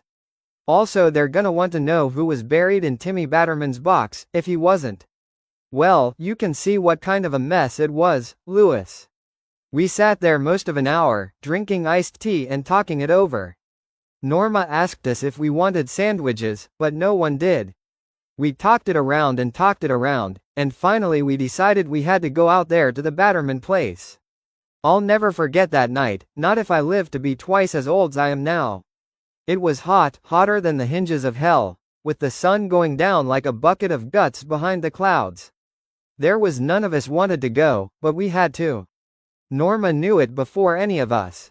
She got me inside on some pretext or other and said, "Don't you let them dither around and put this off, Judson. You got to get this taken care of. It's an abomination." Judd measured Lewis evenly with his eyes. That was what she called it, Lewis. It was her word, abomination, and she kind of whispers in my ear, "If anything happens, Judd, you just run. Never mind these others, they'll have to look out for themselves. You remember me and bust your hump right out of there if anything happens." We drove over in Hannibal Benson's car. That son of a bitch got all the coupons he wanted, I don't know how. Nobody said much, but all 4 of us was smoking like chimblies. We was scared, Lewis, just as scared as we could be. But the only one who really said anything was Alan Purinton. He says to George, Bill Batterman has been up to Dickens in that woods north of Route 15, and I'll put my warrant to that. Nobody answered, but one remembered George nodding his head. Well, we got there, and Alan knocked, but nobody answered, so we went around to the back and there the two of them were. Bill Batterman was sitting there on his back stoop with a pitcher of beer, and Timmy was at the back of the yard, just staring up at that red, bloody sun as it went down. His whole face was orange with it, like he'd been flayed alive. And Bill, he looked like the devil had gotten him after his 7 years of highfalutin. He was floatin' in his clothes, and I judged he'd lost 20 pounds. His eyes had gone back in their sockets until they were like little animals in a pair of caves, and his mouth kept going tick tick tick on the left side. Judd paused, seemed to consider, and then nodded imperceptibly. Lewis, he looked damned. Timmy looked around at us and grinned. Just seeing him grin made you want to scream. Then he turned and went back to looking at the sun go down. Bill says, one didn't hear you boy knock, which was a bald-faced lie, of course, since Alan laid on that door loud enough to wake up a deaf man. No one seemed like they was going to say anything, so I says, Bill, I heard your boy was killed over in Italy. That was a mistake, he says, looking right at me. Was it? I says. You see him standin' right there, don't you? He says. So who do you reckon was in that coffin you had buried out at Pleasantview? Alan Purinton asks him. Be damned if I know, Bill says, and be damned if I care. He goes to get a cigarette and spills them all over the back porch, then breaks 2 or 3 trying to pick them up. Probably have to be an exhumation, Hannibal says. You know that, don't you? I had a call from the goddamn War Department, Bill. They are going to want to know if they buried some other mother's son under Timmy's name? Well, what in the hell of it? Bill says in a loud voice. That's nothing to me, is it? I got my boy, Timmy, come home the other day. He's been shell-shocked or something. He's a little strange now, but he'll come around. Please quit this, Bill, I says, and all at once I was pretty mad at him.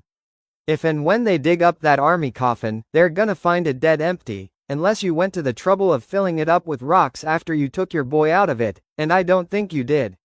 I know what happened, Hannibal and George and Alan here know what happened, and you know what happened too. You been foolin' around up in the woods, Bill, and you have caused yourself and this town a lot of trouble. You fellas know your way out, I guess, he says.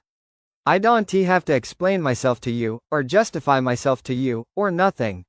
When I got that telegram, the life ran right out of me. I felt her go, just like piss down the inside of my leg. Well, I got my boy back. They had no right to take my boy. He was only 17. He was all I had left of his dear mother, and it was ill fucking legai. So fuck the army, and fuck the War Department, and fuck the United States of America, and fuck you boys too. Got him back. He'll come around, and that's all. Got to say, now you all just march your boots back where you came from. And his mouth is tick tick tickin', and there's sweat all over his forehead in big drops, and that was when I saw he was crazy. It would have driven me crazy too. Living with that thing. Lewis was feeling sick to his stomach. He had drunk too much beer too fast. Pretty soon it was all going to come up on him. The heavy, loaded feeling in his stomach told him it would be coming up soon. Well, there wasn't much else we could do. We got ready to go. Hannibal says, Bill, God help you. Bill says, God never helped me. I helped myself. That was when Timmy walked over to us. He even walked wrong, Lewis. He walked like an old man. He'd put one foot high up and then bring it down and then kind of shuffle and then lift the other one. It was like watching a crab walk. His hands dangled down by his legs. And when he got close enough, you could see red marks across his face on the slant, like pimples or little burns. I reckon that's where the Kraut machine gun got him. Must have damn near blowed his head off. And he stank of the grave. It was a black smell, like everything inside him was just lying there, spoiled. I saw Alan Purinton put a hand up to cover his nose and mouth.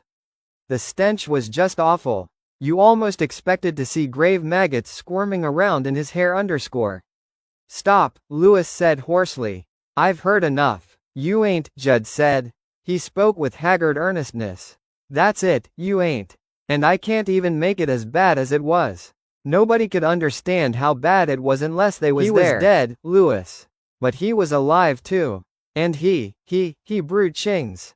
New things? Louis sat forward. He looked at Alan for a long time, kind of grinning. You could see his teeth, anyway, and then he spoke in this low voice. You felt like you had to strain forward to hear it. It sounded like he had gravel down in his tubes. Your wife is fucking that man she works with down at the drugstore, Purinton. What do you think of that? She screams when she comes. What do you think of that? Alan, he kind of gasped, and you could see it had hit him.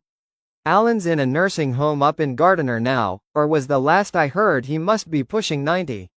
Back when all this happened, he was 40 or so, and there had been some talk around about his second wife. She was his second cousin, and she had come to live with Alan and Alan's first wife, Lucy, just before the war. Well, Lucy died, and a year and a half later Alan up and married this girl. Laureen, her name was. She was no more than 24 when they married. And there had been some talk about her, you know. If you were a man, you might have called her ways sort of free and easy and let it go at that. But the women thought she might be loose. And maybe Alan had had a few thoughts in that direction too, because he says, "Shut up. Shut up or I'll knock you down, whatever you are." "Shush now, Timmy," Bill says, and he looks worse than ever, you know, like maybe he's going to puke or faint dead away, or do both. "You shush, Timmy." But Timmy didn't take no notice. He looks around at George Anderson and he says, "That grandson you set such a store by is just waiting for you to die, old man. The money is all he wants, the money he thinks you got socked away in your lockbox at the Bangor Eastern Bank. That's why he makes up to you, but behind your back he makes fun of you, him and his sister. Old wooden leg, that's what they call you," Timmy says, and Louis, his voice it changed. It got mean. It sounded like the way that Branson of George's would have sounded if, you know, if the things Timmy was saying was true. "Old wooden leg," Timmy says, "and won't they shit when they find out you're poor as a church mouse because you lost it all in 1938? Won't they shit, George? Won't they just shear?" George, he backed away then, and his wooden leg buckled under him, and he fell back on Bill's porch and upsat his pitcher of beer, and he was as white as your undershirt, Louis. Bill, he gets him back on his feet somehow, and he's roaring at his boy, "Timmy, you stop it. You stop it." But Timmy wouldn't. He said something bad about Hannibal, and then he said something bad about me too, and by then he was ravin', I'd say. Yeah, he was ravin', all right. Screamin'. And we started to back away, and then we started to run, draggin' George along the best we could by the arms because he'd gotten the straps and harnesses on the fake leg twisted somehow, and it was all off to one side with the shoe turned around backward and draggin' on the grass. The last I seen of Timmy Batterman, he was on the back lawn by the clothesline, his face all red in the Sexton sun, those marks standin' out on his face, his hair all crazy and dusty somehow. And he was laughin' and screechin' over and over again, "Old wooden leg. Old wooden leg. And the cuckold. And the whore master. Goodbye, gentlemen. Goodbye. Goodbye." And then he laughed, but it was screaming, really something inside him, screaming, and screaming, and screaming. Judd stopped. His chest moved up and down rapidly. "Judd," Louis said, "the thing this Timmy Batterman told you, was it true?" "It was true," Judd muttered. "Christ, it was true. I used to go to a whorehouse in Bangor betimes. Nothing many a man hasn't done, although I suppose there are plenty that walk the straight and narrow. I just would get the urge, the compulsion, maybe to sink it into strange flesh now and then. Or pay some woman to do the things a man can't bring himself to ask his wife to do. Men keep their gardens too, Louis. It wasn't a terrible thing, what I done, and all of that has been behind me for the last 8 or 9 years, and Norma would not have left me if she had known. But something in her would have died forever. Something dear and sweet." Judd's eyes were red and swollen and bleary. The tears of the old are singularly unlovely, Louis thought. But when Judd groped across the table for Louis's hand, Louis took it firmly. "He told us only the bad," he said after a moment. "Only the bad. God knows there is enough of that in any human being's life, isn't there? 2 or 3 days later, Laureen Purinton left Ludlow for good, and folks in town who saw her before she got on the train said she was sprouting 2 shiners and had cotton stuffed up both bores of her pump. Alan, he would never talk about it. George died in 1950, and if he left anything to that grandson and granddaughter of his, one never heard about it.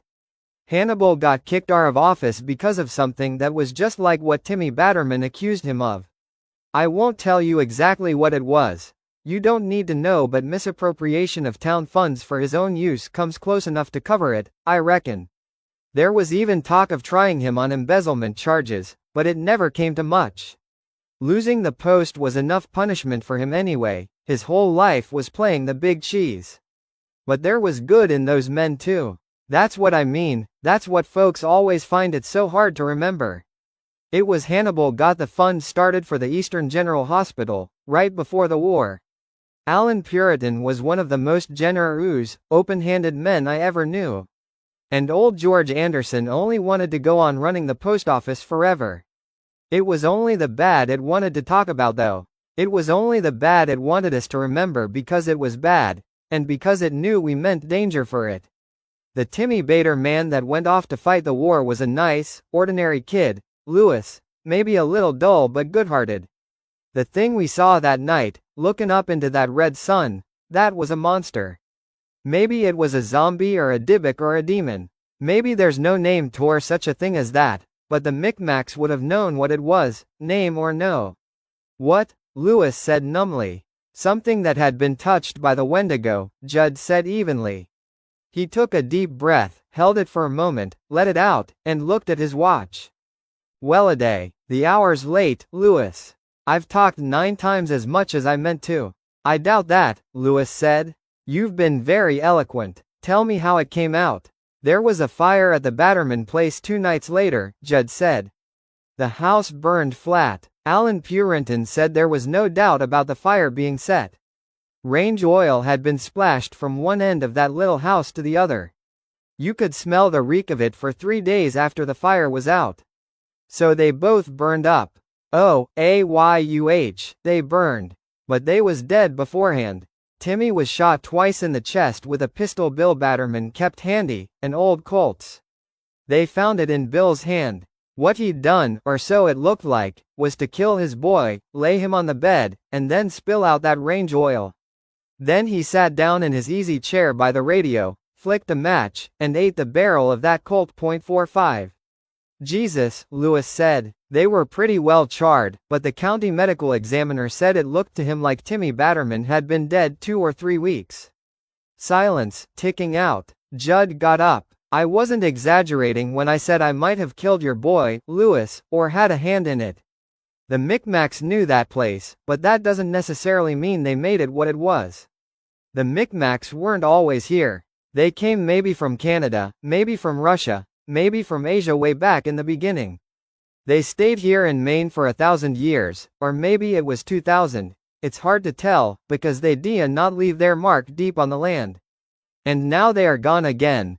Same way we'll be gone, someday, although one guess our mark will go deeper, for better or worse.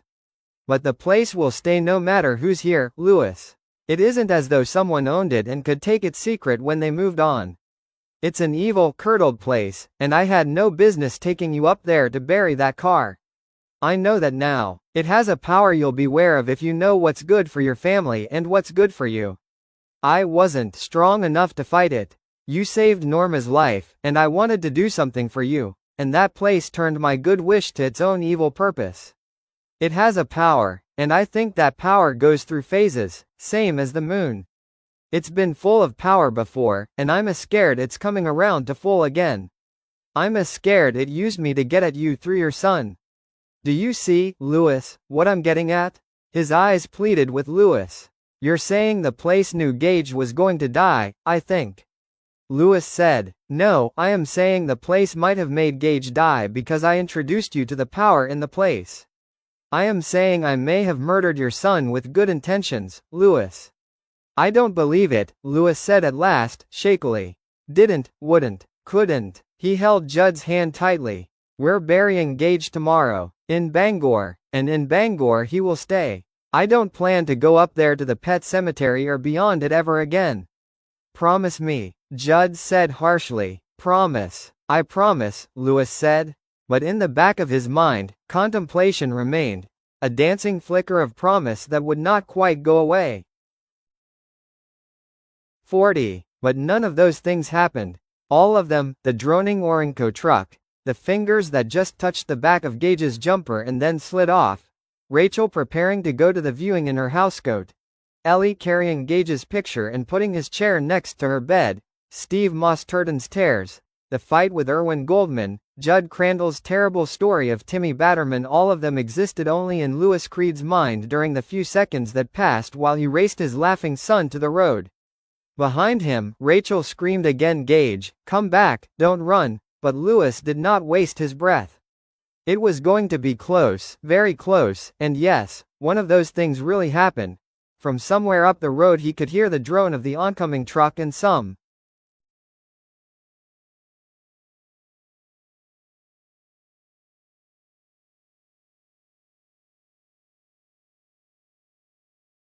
where inside a memory circuit opened and he could hear Judd Crandall speaking to Rachel on that very first day in Ludlow, for kids and pets. You want to watch M around the road, Mrs. Creed. It's a bad mad now. Gage was running down the gentle slope of Londa merged with the soft shoulder of Route 15, his husky little leg pumping, and by all the rights of the world he should have fallen over sprawling, but he just kept going, and now the sound of the truck was very loud indeed. It was that low, snoring sound that Luce sometimes heard from his bed as he floated just beyond the rim of sleep. Then it seemed a comforting sound, but now it terrified him. Oh my dear God, oh my dear Jesus, let me catch him, don't let Bam jeer into the road. Louis put on a final burst of speed and leapt, throwing himself out straight and parallel to the ground like a football player about to make a tackle. He could see his shadow tracking along on the grass below him in the lowest periphery of his vision. And he thought of the kite, the vulture, printing its shadow all the way across Mrs. Vinton's field, and just as Gage's forward motion carried him into the road, Louis's fingers brushed the back of his jacket, and then snagged it. He yanked Gage backward and landed on the ground at the same instant, crashing his face into the rough gravel of the shoal. Giving himself a bloody nose. His balls signaled a much more serious flash of pain. OBBB, if Lada known I was gonna be playing football, I woulda worn my jock, but both the pain in his nose and the driving agony in his testes were lost in the swelling relief of hearing Gage's wail of pain and outrage as his bottom landed on the shoulder and he fell over backward onto the edge of the land, thumping his head. A moment later his wails were drowned by the roar of the passing truck and the almost regal blat of its air horn. Louis managed to get up in spite of the lead ball sitting in his lower stomach and cradled his son in his arms. A moment later Rachel joined them, also weeping, crying out to Gage, never run in the road, Gage. Never, never, never. The road is bad, bad, crying and goggled up at his mother. And Gage was so astonished at this tearful lecture that he left off. Luce, your nose is bleeding, she said, and then hugged him. Breathe. So suddenly and strongly that for a moment B could barely. Oh boy, the pain. That isn't the worst of it, he said. I think I'm sterile, Rachel.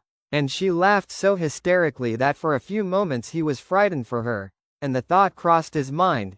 If Gage really bad been killed, I believe it would bave driven beer crazy.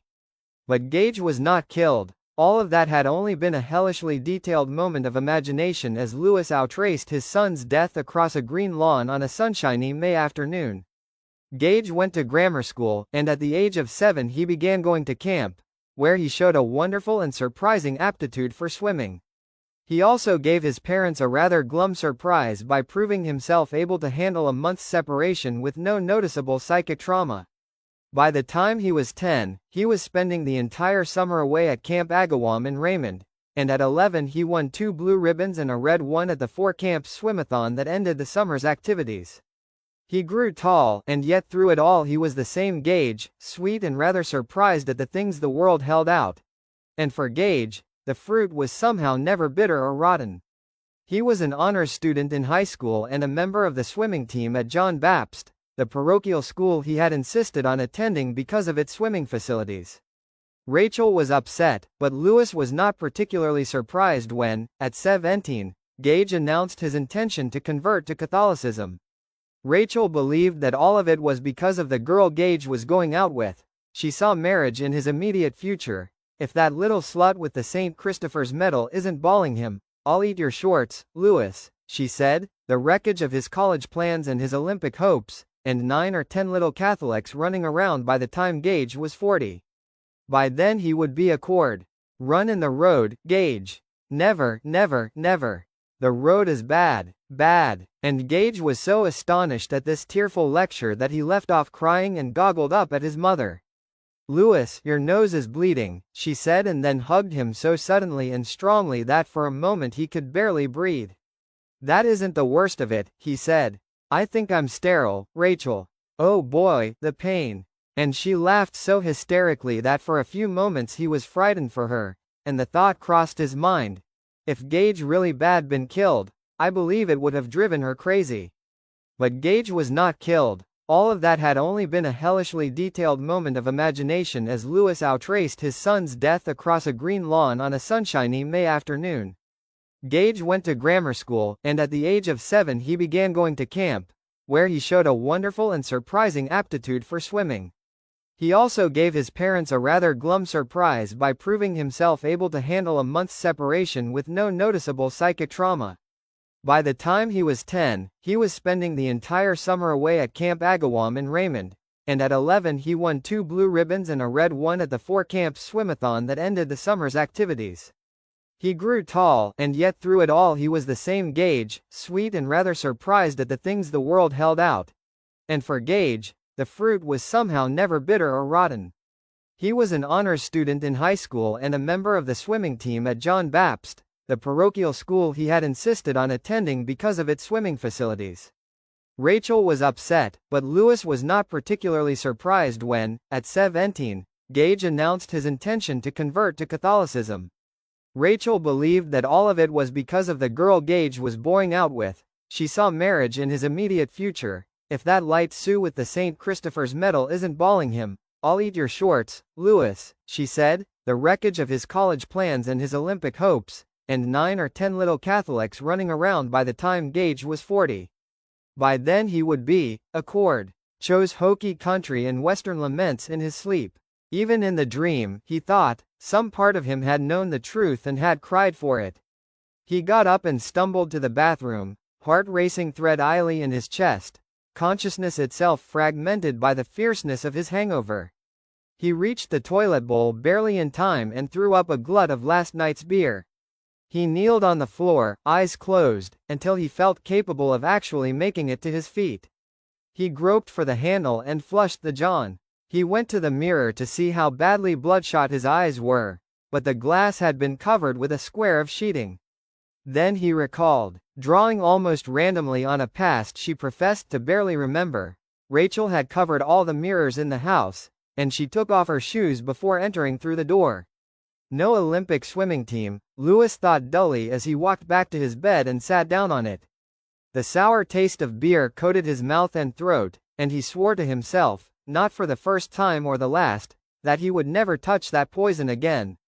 No Olympic swimming team, no 3.0 in college, no little Catholic girlfriend or conversion, no Camp Agawam, no nothing. His sneakers had been torn off, his jumper turned inside out, his sweet little boy's body, so tough and sturdy, nearly dismembered. His cap had been full of blood. Now, sitting on his bed in the grip of this numbing hangover, rainwater spilling its lazy courses down the window beside him, his grief came for him fully, like some grey matron from Ward 9 in Purgatory. It came and dissolved him, unmanned him, took away whatever defenses remained, and he pure his face in his hands and cried, rocking back and forth on his bed, thinking he would do anything to have a second chance, anything at all. 41. Gage was buried at 2 o'clock that afternoon. By then the rain had stopped. Tattered clouds still moved overhead, and most of the mourners arrived carrying black umbrellas provided by the undertaker. At Rachel's request, the funeral director, who officiated at the short, non-sectarian graveside service, read the passage from Matthew which begins, "Suffer the little children to come unto me." Lewis, standing on one side of the grave, looked across at his father-in-law. For a moment Goldman looked back at him, and then he dropped his eyes. There was no fight left in him today. The pouches under his eyes now resembled mailbags, and around his black silk scully cap, hair as fine and white as tattered spider webs flew randomly in the breeze. With his grayish-black beard scragging his cheeks, he looked more like a wino than ever. He gave Lowe's the impression of a man who did not really know where he was. Lewis tried but could still find no pity in his heart for him. Gage's small white coffin, its latch presumably repaired, sat on a pair of chromed runners over the graveliner.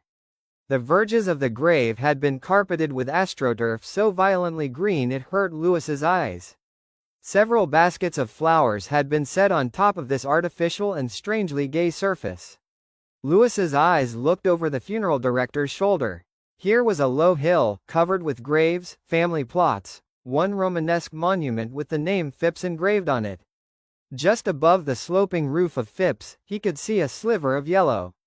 Lewis looked at this, pondering it.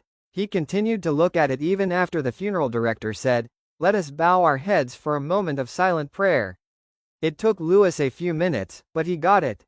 It was a payloader parked over the hill where the mourners wouldn't have to look at it. And, when the funeral was over, Oz would crush his cigarette on the heel of his two-wibble workboot, put it in whatever container he carried around with him. In a cemetery, sextons caught depositing their butts on the ground were almost always summarily fired. It looked bad. Too many of the clientele had died of lung cancer. Jump in the payloader, fire that sucker up, and cut his son off from the sun forever. Or at least until the day of the resurrection. Resurrection. There's a word that you so bold put right the fuck out of your mind and you know it. When the funeral director said, "Amen," Lewis took Rachel's arm and guided her away. Rachel murmured some protest. Rachel nodded. "Yeah, I bet Thar was a good time." "All right," Judd said, handing the picture back. "And he may be dead now, Ellie, but you can keep your memories of him." "I'm going to," she said, wiping at her face. "I loved Gage, Mr. Crandall." "I know you did, dear." He leaned in and kissed her, and when he withdrew, his eyes swept Lewis and Rachel stonily. Rachel met his gaze, puzzled and a little hurt, not understanding. But Lewis understood well enough. "What are you doing for beer?" Judd's eyes asked. "Your son is dead, but your daughter is not. What are you doing for her?" Lewis looked away. There was nothing he could do for her, not yet. She would have to swim in her grief as best she could. His thoughts were too full of his son. 42. By evening a fresh rack of clouds had come in and a strong west wind had begun to blow. Lewis put on his light jacket, zipped it up, and took the civic keys from the peg on the wall. "Where you going, Lou?" Rachel asked. She spoke without much interest. After supper she had begun crying again, and although her weeping was gentle, she had seemed incapable of stopping. Lewis had forced her to take a Valium. Now she sat with the paper folded open to the barely started crossword puzzle. In the other room, Ellie sat silently watching Little House on the Prairie, with Gage's picture on her lap. "I thought I'd pick up a pizza. Didn't you get enough to eat earlier?" "I just didn't seem hungry then," he said, telling the truth and then adding a lie. "I am now."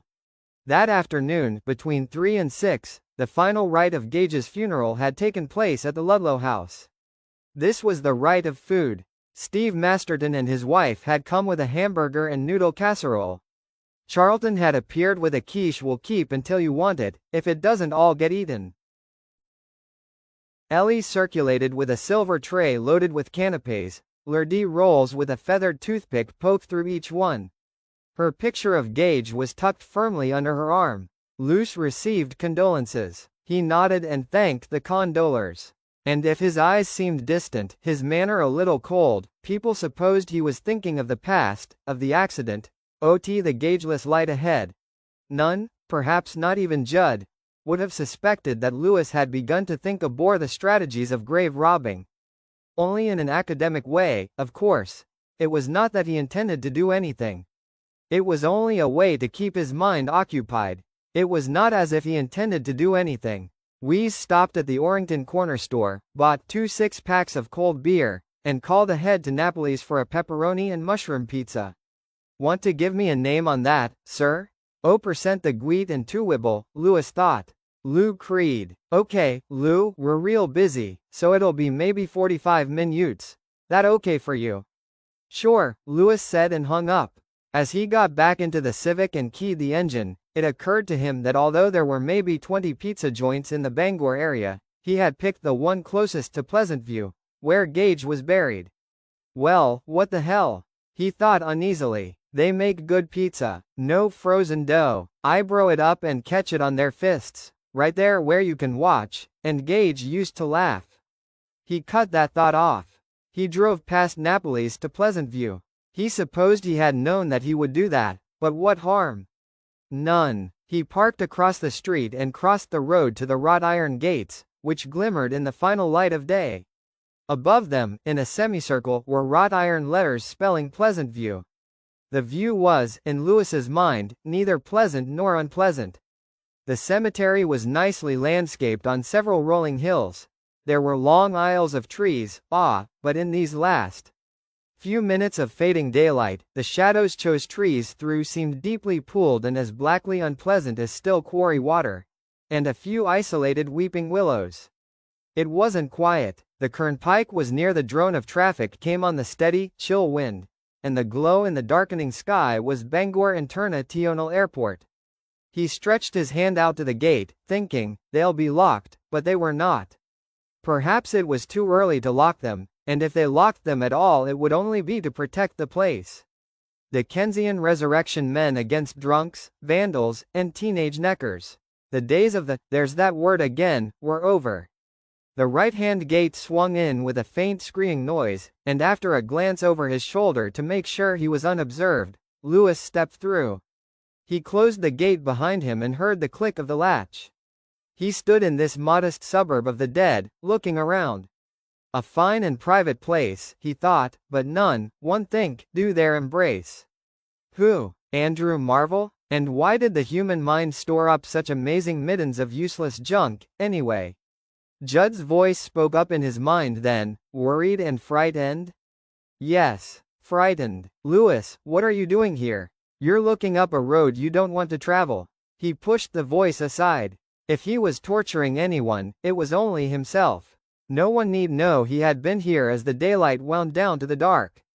He began to walk toward Gage's grave, taking one of the winding paths. In a moment he was in a lane of trees. They rustled their new leaves mysteriously over his head. His heart was thudding too loudly in his chest.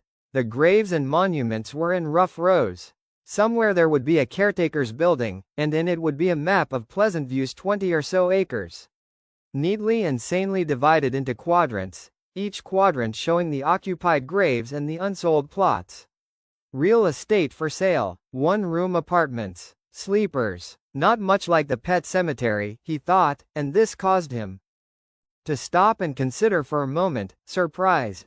No, it wasn't. The pet cemetery had given him an impression of order rising almost unknown out of chaos. Those rough, concentric circles moving inward to the center, rude slates, crosses made out of boards. As if the children who buried their pets there had created the pattern out of their own collective unconsciousness, as if. For a moment Lewis saw the pet cemetery as a kind of advertisement. Ah, come on, like the kind they gave you on Freak Alley at the carnival. They'd bring out the fire eater and you got to watch his show for free because the owners knew you wouldn't buy the steak unless you saw the sizzle, you wouldn't cough up the cash if you didn't see the flash. Those graves in their almost druidic circles. The graves in the pet cemetery mimed the most ancient religious symbol of all. Diminishing circles indicating a spiral leading down, not to a point, but to infinity. Order from chaos or chaos from order, depending on which way your mind worked. It was a symbol the Egyptians had chiseled on the tombs of the pharaohs, a symbol the Phoenicians had drawn on the barrows of their fallen kings. It was found on cave walls in ancient Mycenae. The guild kings of Stonehenge had created it as a clock to time the universe. It appeared in the Judeo-Christian Bible as the whirlwind from which God had spoken to Job. The spiral was the oldest sign of power in the world, man's oldest symbol of that twisty bridge which may exist between the world and the gulf. Lewis reached Gage's grave at last. The payloader was gone. The astroturf had been removed, rolled up by some whistling workman with his mind on an after-work beer at the Fairmount Lounge, stored in an equipment shed somewhere. Where Gage lay there was a neat rectangle of bare, raked earth, perhaps 5 feet by 3 feet. The headstone had not been set up yet. Lewis kneeled. The wind blew through his hair, tumbling it. The sky was almost entirely dark now. It raced with clouds. No one has SB1 alight in my face and asked me what I'm doing beer. No watchdog has barked. The gate was unlocked. The days of the resurrection men are past. If I came up here with a pick and a shovel. He came back to himself with a jerk. He was only playing a dangerous mind game with himself if he pretended that Please Antview stood unwatched during the night hours. Suppose he was discovered belly deep in his son's new grave by the caretaker or the watchman? It might not get into the papers, but then again it might. He might be charged with a crime. What crime? Grave robbing? Unlikely. Malicious mischief or vandalism would be more likely. And in the paper or out of it, the word would get around. People would talk. It was a story too juicy not to be told. Local doctor is discovered digging up his 2-year-old son, recently killed in a tragic road accident. He would lose his job. Even if not, Rachel would be chilled by the wind of such tales, and Ellie might be harried by them at school until her life was a misery of chanting children. There might be the humiliation of a sanity test in exchange for dropping charges. But I could bring Gage back to life. Gage could live again. Did he really, actually believe that? The fact was that he did. He had told himself time and time again, both before Gage's death and after it, that Church had not really been dead, only stunned. That Church had dug his way out and come home. A kiddie story with gruesome undertones. Winnie the Pooh. Master unwittingly piles a cairn of stones over a living animal. Faithful beast digs itself out and comes home. Fine. Except it was not true. Church had been dead. The Micmac burying ground had brought it back to life. He sat by Gage's grave, trying to place all the known components in an order as rational and logical as this dark magic would allow. Timmy Batterman, now. First, did he believe the story? And second, did it make a difference? In spite of its convenience, he believed most of it. It was undeniable that if a place like the Micmac burying ground existed, as it did, and if people knew of it, as a few of the older Ludlowites did, then sooner or later someone would try the experiment. Human nature as Lewis understood it made it more difficult to believe that it had stopped at a few pets and valuable breed animals. All right, then, did he also believe that Timmy Batterman had been transformed into some sort of all-knowing demon? That was a more difficult question, and he was wary of it because he didn't want to believe it, and he had seen the results of that sort of mindset before. No, he did not want to believe Timmy Batterman had been a demon, but he would not, absolutely could not, allow himself to let what he wanted cloud his judgment. Lewis thought about Hanratty, the bull. Hanratty, Judd said, had turned mean. So, in his way, had Timmy Batterman. Hanratty had later been put down by the same man who had somehow dragged the bull's body up to the Micmac burying ground on a sledge. Timmy Batterman had been put down by his father. But because Hanratty had gone bad, did that mean that all animals went bad? No. Hanratty the bull did not prove the general case. Hanratty was in fact an exception to the general case. Look back at the other animals. Judd's dog Spot, the old woman's parakeet, Church himself. They had all come back changed, and the change had been noticeable in all cases, but in the case of Spot, at least, the change hadn't been so great. Chad Judd had forborne to recommend the process of resurrection. Yes, of resurrection to a friend years later. Of course, farther down the line he had tried to justify and hem and haw, and had spouted a lot of ominous, confused bullshit that could not even rightly be called philosophy. How could he refuse to take the chance available to him? Cheese one, unbelievable chance, on the basis of the Timmy Batterman story. One swallow did not a summer make. You're slanting all the evidence in favor of the conclusion you want to produce, his mind protested. At least tell yourself the goddamn truth about the change in Church. Even if you want to disqualify the animals, the mice and the birds, what about the way he is? Muddled. That's the best word of all, that sums it up. The day we were out with the kite. You remember how Gage was that day? How vibrant and alive B was, reacting to everything. Wouldn't it be better to remember Bim that way? Do you want to resurrect a zombie from a grade B borer picture? Or even something so prosaic as a retarded lil boy? A boy who eats with his fingers and stares blankly at images on the TV screen and who will never learn to write Bis' own name. What did Judd say about his dog? It was like washing a piece of meat. Is that what you want? A piece of breathing meat? And even if you're able to be satisfied with that, Bo, do you explain the return of your son from the dead to your wife? To your daughter? I.O. Steve Masterton? To the world? What happens the first time Missy Dandridge pulls into the driveway and sees Gage riding his trike in the yard? Can't you bear Beer screams, Lewis? Can't you see Beer harrowing her face with her fingernails? What do you say to the reporters? What do you say when a film crew from Real People turns up on your doorstep, wanting to boot film of your resurrected son? Did any of this really matter, or was it only the voice of cow artists? Did he believe these things could not be dealt with? That Rachel would greet her dead son with anything but tears of joy? Yes, he supposed there was a real possibility that Gage might return, well, diminished. But would that change the quality of his love? Parents loved children who were born blind, children born as Siamese twins, children who were born with their guts abysmally rearranged. Parents pled for judicial mercy or executive clemency on behalf of children who had grown up to commit rape and murder and the torture of the innocent. Did he believe it would be impossible for him to love Gage even if Gage had to go on wearing diapers until he was 8? If he did not master the first-grade primer until he was 12? If he never mastered it at all? Could he simply dismiss his son as a sort of divine abortion, when there was another recourse? But, Lovies, my God, you don't live in a vacuum. People will say he cut that thought off with rude, angry force.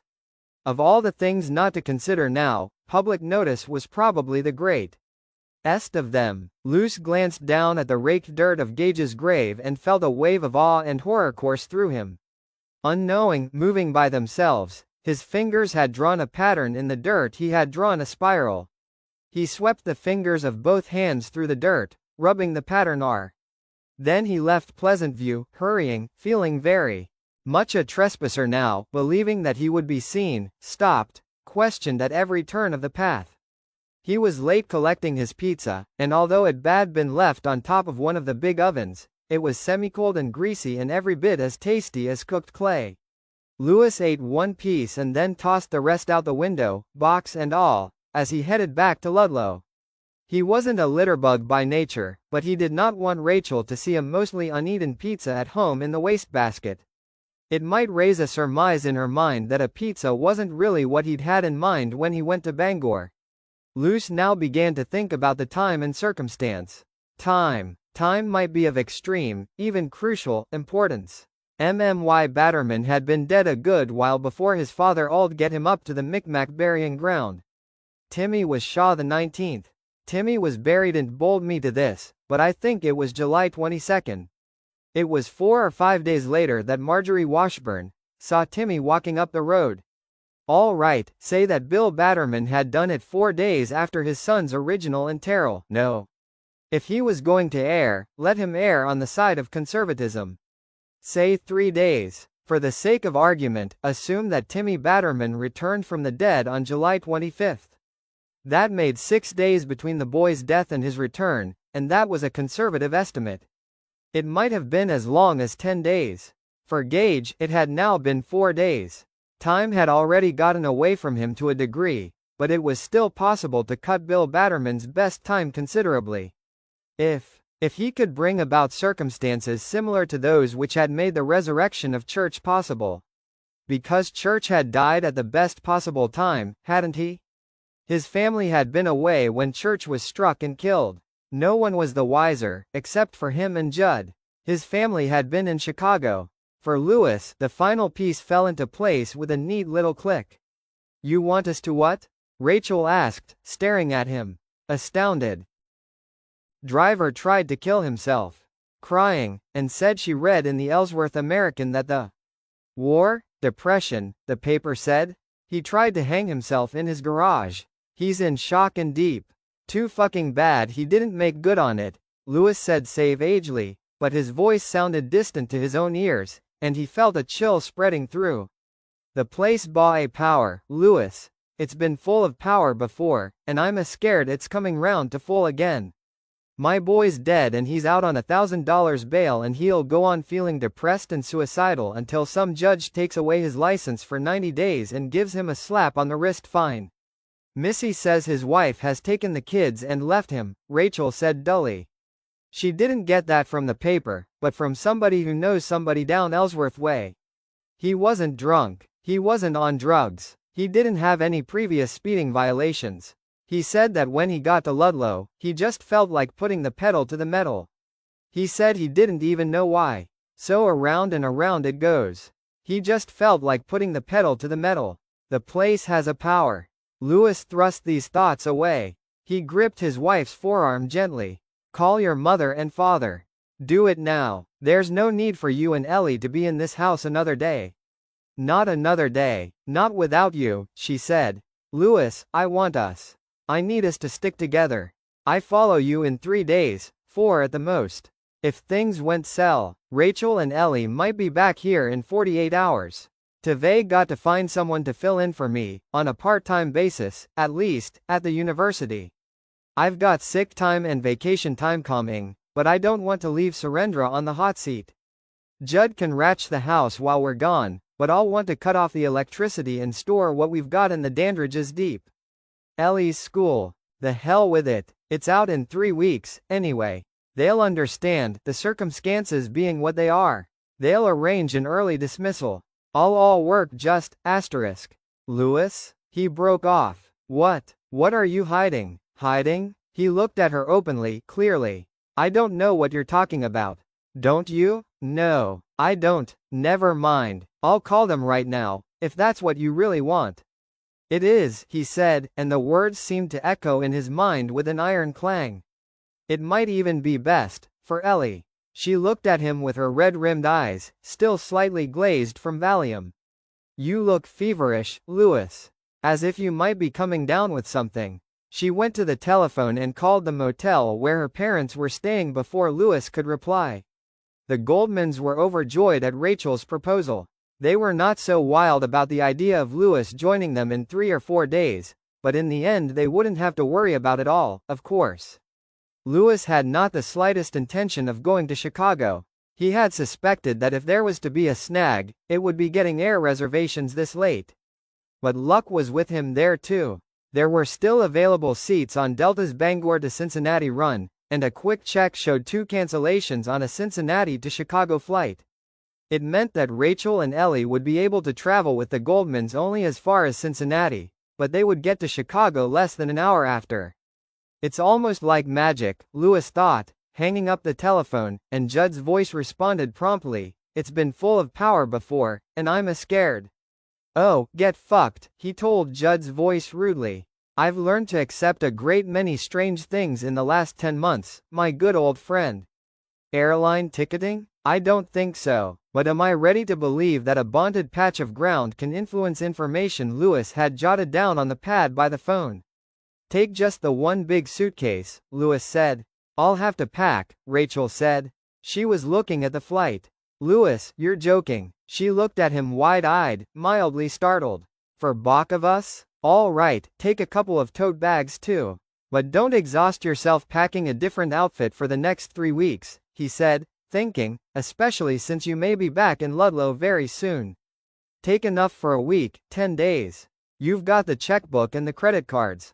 Buy what you need. What we can't afford, she began doubtfully. She seemed doubtful about everything now, malleable, easily confused. He remembered her odd, dangling comment about the Winnebago he had once spoken idly about buying. We have the money, he said. Well, I suppose we could use Gage's college fund if we needed to, although it would take a day or 2 to process the savings account and a week to get the treasury bills cashed. Her face began to crumple and dissolve again. Lewis held her. She's right. It just keeps right on hitting you, it never lets up. Rachel, don't, he said. Don't cry. But of course she did, she had to. While she was upstairs packing, the phone rang. Lewis sprang for it, thinking it would be someone from Delta Ticketing, saying a mistake had been made, no flights were available. I should have known everything was going too smoothly. But it wasn't Delta Ticketing. It was Erwin Goldman. "I get Rachel," Lewis said. No. For a moment there was nothing else, only silence. He's imbibly sitting there and trying to decide which name to call you first. When Goldman spoke again, his voice was strained. He seemed to be pushing the words out against some great inner resistance. "It's you I want to talk to. Dory wanted me to call in. Wanted to apologize too. Apologize tore my behavior. I guess. Lewis, I guess LWBY, Inwin. How big of you. My God, I chink I just wet my banis. And mechanical. You don't need to apologize," Lewis said. His voice was dry. "What I did was inexcusable," Goldman said. Now he did not just seem to be pushing the words out, he seemed to be coughing them out. "You suggesting that Rachel and Bylene come out has made me see what a big man you have been about this. And how small I have been." There was something very familiar in this rap, something scarily familiar. Then he got it, and his mouth suddenly pulled together in a tight pucker, as if he had bitten straight through a plump yellow lemon. Rachel's way, she was completely unaware of it. Lewis was sure of saying contritely, "Lewis, I'm sorry I was such a bit," after her bitchiness had gotten her own way about something she really wanted. Here was that voice robbed of Rachel's liveliness and merriness, true, but that same voice saying, "I'm sorry I was such a bastard, Lewis."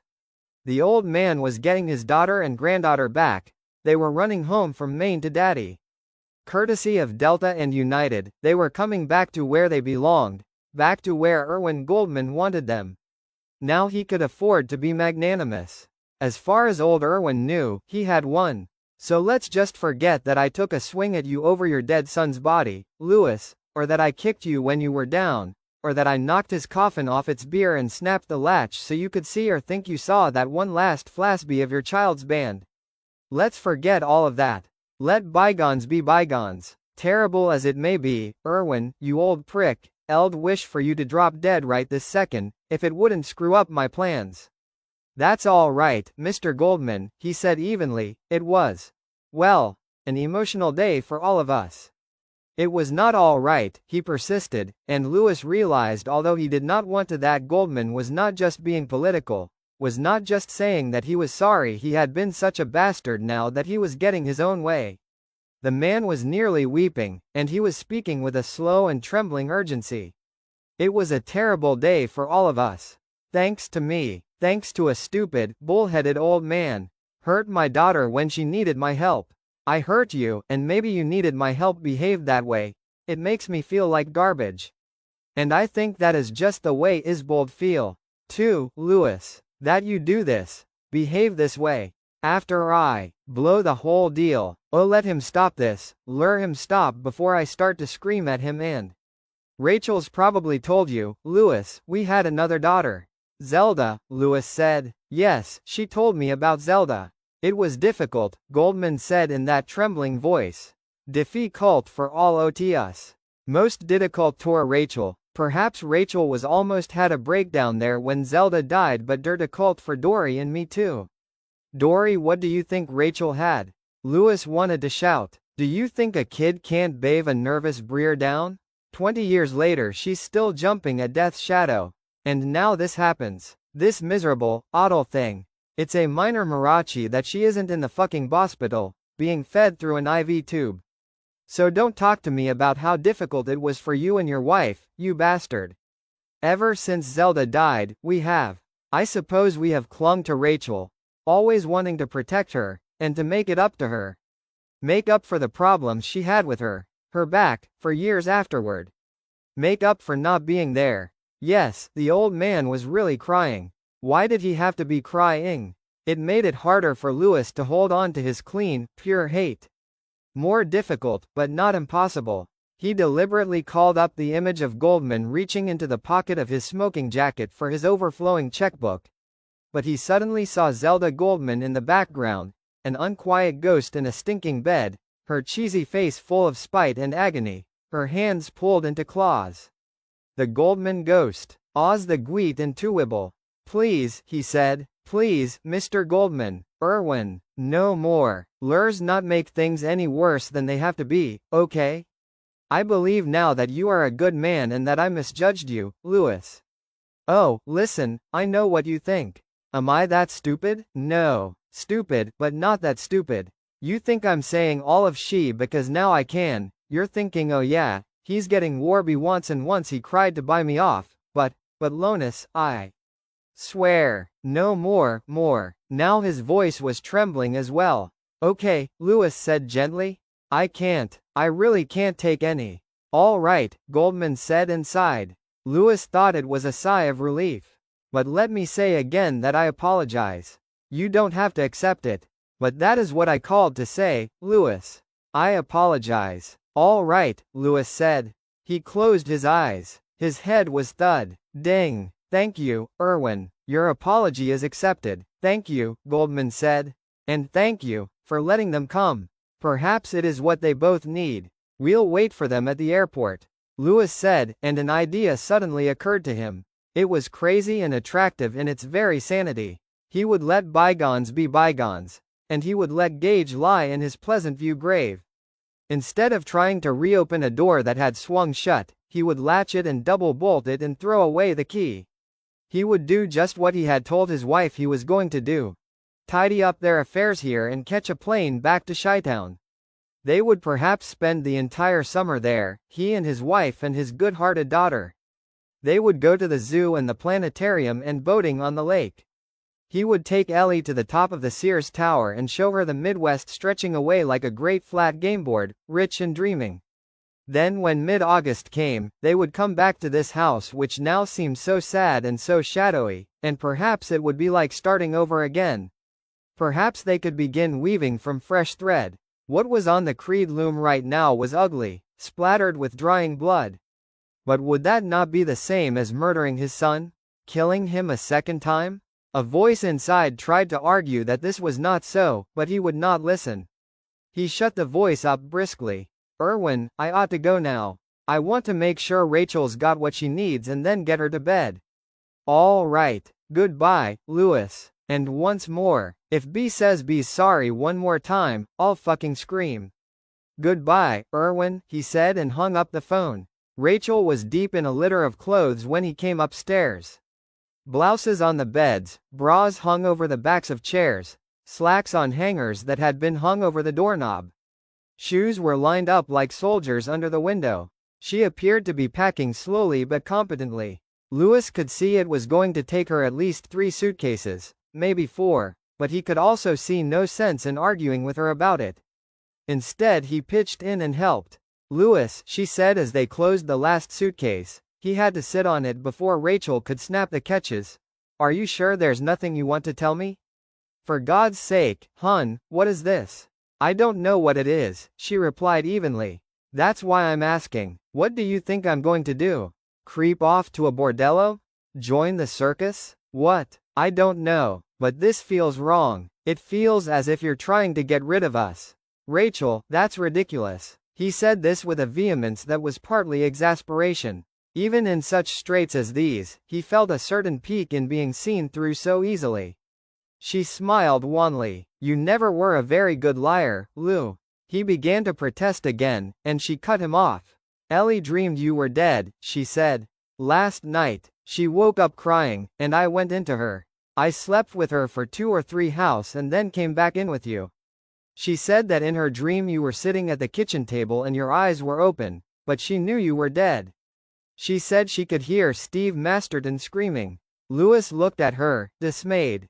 Rachel, he said at last, her brother just died. It's normal enough for her to dream that other members of her family. Yes, I surmised that much for myself. But the way she told it, the elements, it seemed to me and have a quality of prophecy. Truth, he was worried that Gage might be hydrophobic. Rachel's face had grown very white, but she had remained calm. Truth, he was worried that Gage might be hydrocephalic. Rachel's He seems normal to me, she said. This, babe, Louis nodded. He does to me too. But I don't want to ignore. No, you mustn't, she said. We mustn't. Tardif had measured Gage's skull and frowned. Tardif poked 2 fingers at Gage's face, Three Stooges style. Gage flinched. Tardif smiled. Louis's heart thawed out a little. Tardif gave Gage a ball to hold. Gage held it for a while and then dropped it. Gage's eyes tracked the ball. Tardif retrieved the ball and bounced it, watching Gage's eyes. I'd say there's a 50-50 chance he's hydrocephalic, Tardif said to Lowe's in his advice later. No, the odds may actually be a bit higher than that. If so, it's mild. He seems very alert. The new shunt operation should take care of the problem easily, if there is a problem. A shunt means brain surgery, Louis said.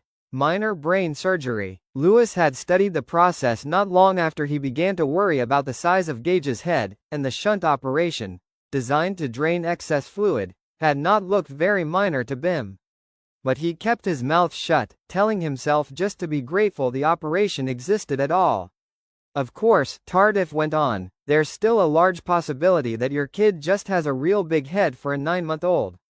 I think a CAT scan is the best place to start.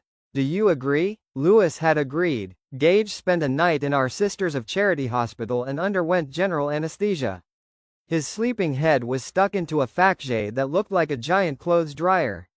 Rachel and Louis waited downstairs while Ellie spent the day at Grandma and Granda's, watching Sesame Street non-stop on Granda's new video recorder. For Louis, those had been long, gray hours in which he found himself totting up sums of varying ugliness and comparing results. Death under general anesthesia, death during a shunt operation, mild retardation as a result of hydrocephalus, cataclysmic retardation as a result of SAME, epilepsy, blindness of, there were all sorts of possibilities. For really complete disaster maps, Louis remembered thinking, see your local doctor. Tardif had come into the waiting room around 5 o'clock. He had 3 cigars. He plugged one into Louis's mouth, one into Rachel's, she was too flabbergasted to protest, and one into his own. The kid is fine. No hydrocephalus. Light this ching, Rachel had said, weeping and laughing at the same time. I'm going to smoke it till I puke. Grinning, Tardif lit their cigars. God was saving Bim for Route 15, Dr. Tardif, Louis thought now. Rachel, if he had been hydrocephalic, and if the shunt hadn't worked, could you have still loved him? What a weird question, Louis. Could you? Yes, of course. I would have loved Gage no matter what. Even if he was retarded? Yes. Would you have wanted him institutionalized? No, I don't think so, she said slowly. I suppose with the money you're making now, we could afford that. A really good place, I mean. But I think I'd want him with us if we could. Louis, why do you ask? Why, I suppose I was still thinking of your sister Zelda, he said. He was still astonished at this eerie glibness. Wondering if you could have gone through that again. It wouldn't have been the same, she said, sounding almost amused.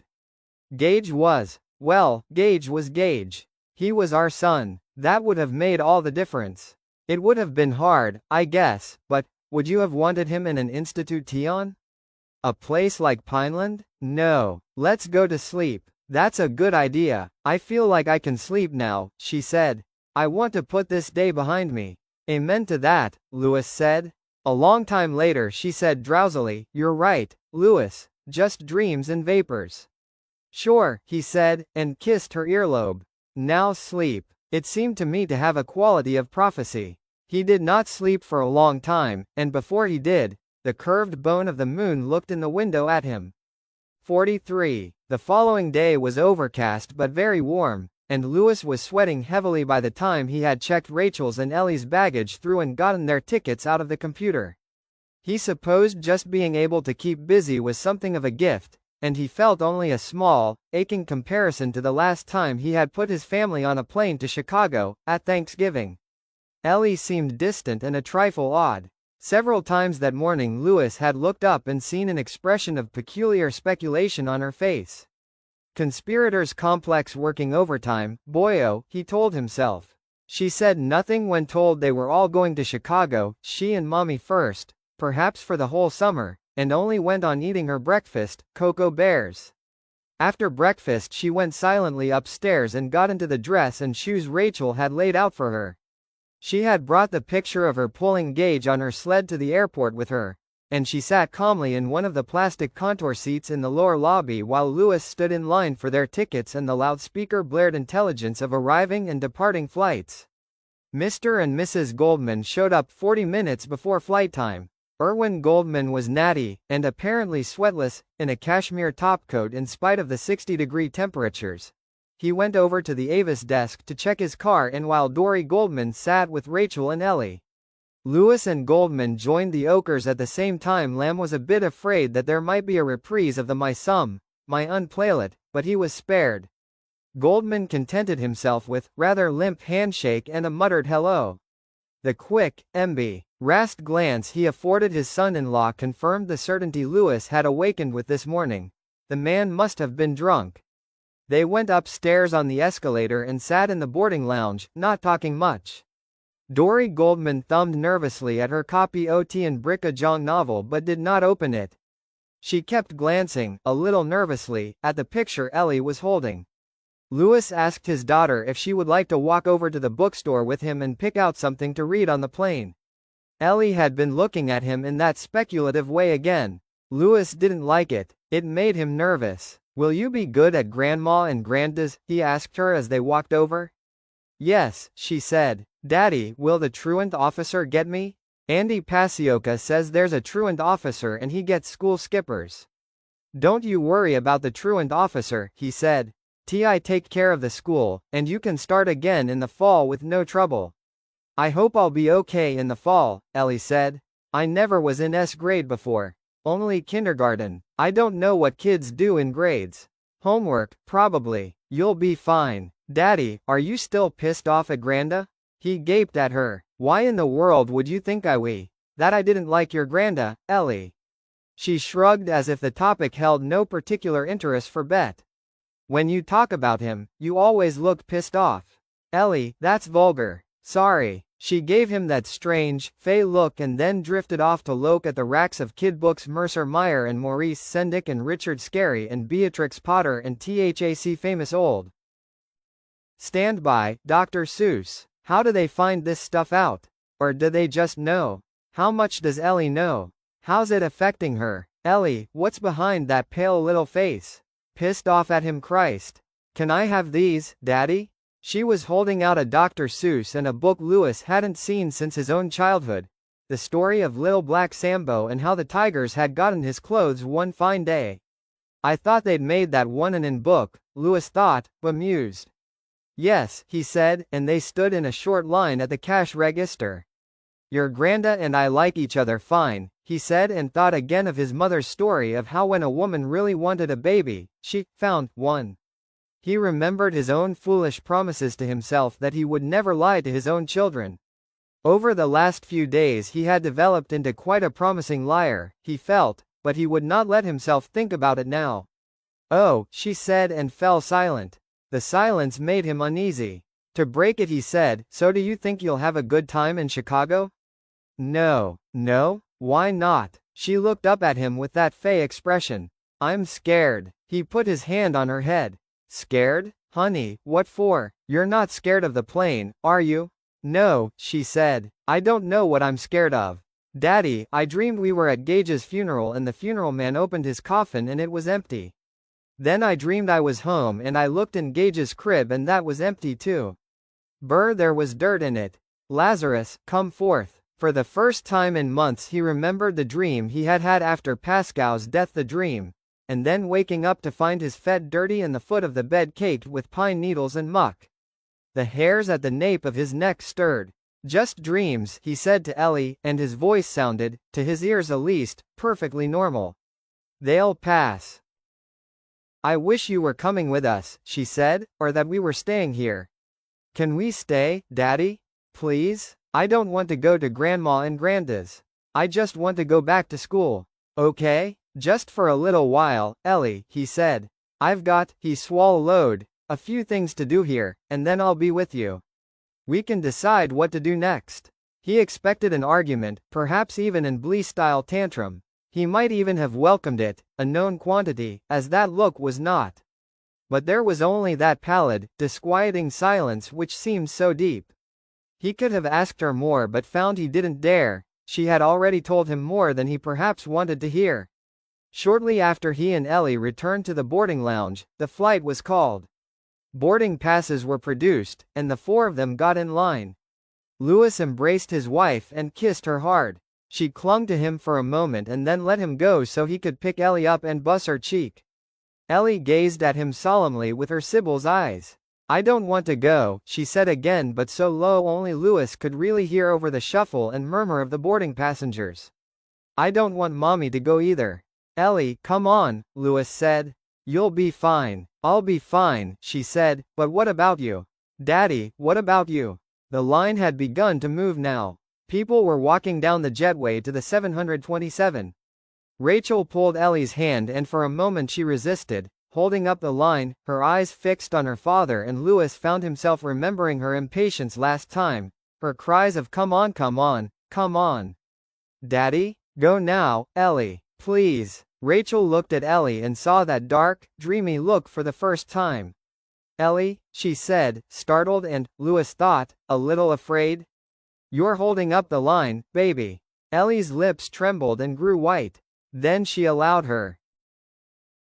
44. As Louis left the BIA terminal building, a cold cloak fell over his mind. He became aware that he meant to go through with this. His mind, which had been sharp enough to get him through med school mostly on a scholarship and what his wife could earn pushing coffee and Danish on the 5 to 11 a.m. shift 6 days a week, had taken the problem over and broken it down into components, as if this was just another prelim, the biggest one he had ever taken. And he intended to pass it with an A+, 100%. He drove to Brewer, the little city across the Penobscot River from Bangor. He found a parking spot across the street from Watson's Hardware. "Can I help you?" the clerk asked. "Yes," Louis said. "I'd like a heavy flashlight, one of the square ones, and something I can hood it with." The clerk was a small slim man with a high forehead and sharp eyes. He smiled now, but his smile was not particularly pleasant. "Going jacking, good buddy? I beg your pardon? Gonna jacklight a few deer tonight?" "Not at all," Louis said, unsmiling. "I haven't a license to jack." The clerk blinked and then decided to laugh. "In other words, mind my own business, huh? Well, look, you can't hood one of those big lights, but you can get a piece of felt and poke a hole in the middle of it. Cut the beam down to a penlight." "That sounds fine," Louis said. "Thanks. Surely. Anything else for you today?" "Yes indeed," Louis said. "I need a pick, a shovel, and a spade. Short-handled shovel, long-handled spade. A stout length of rope, 8 feet long. A pair of work gloves. A canvas tarpaulin, maybe 8 by 8.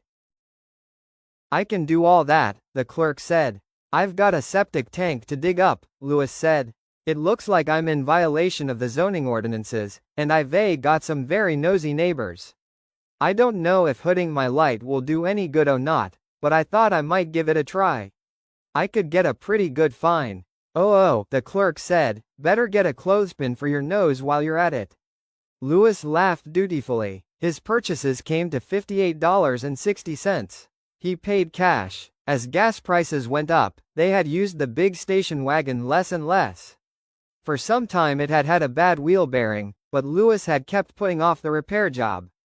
This was partly because he didn't want to part with the $200 it was likely to cost, mostly because it was a nuisance.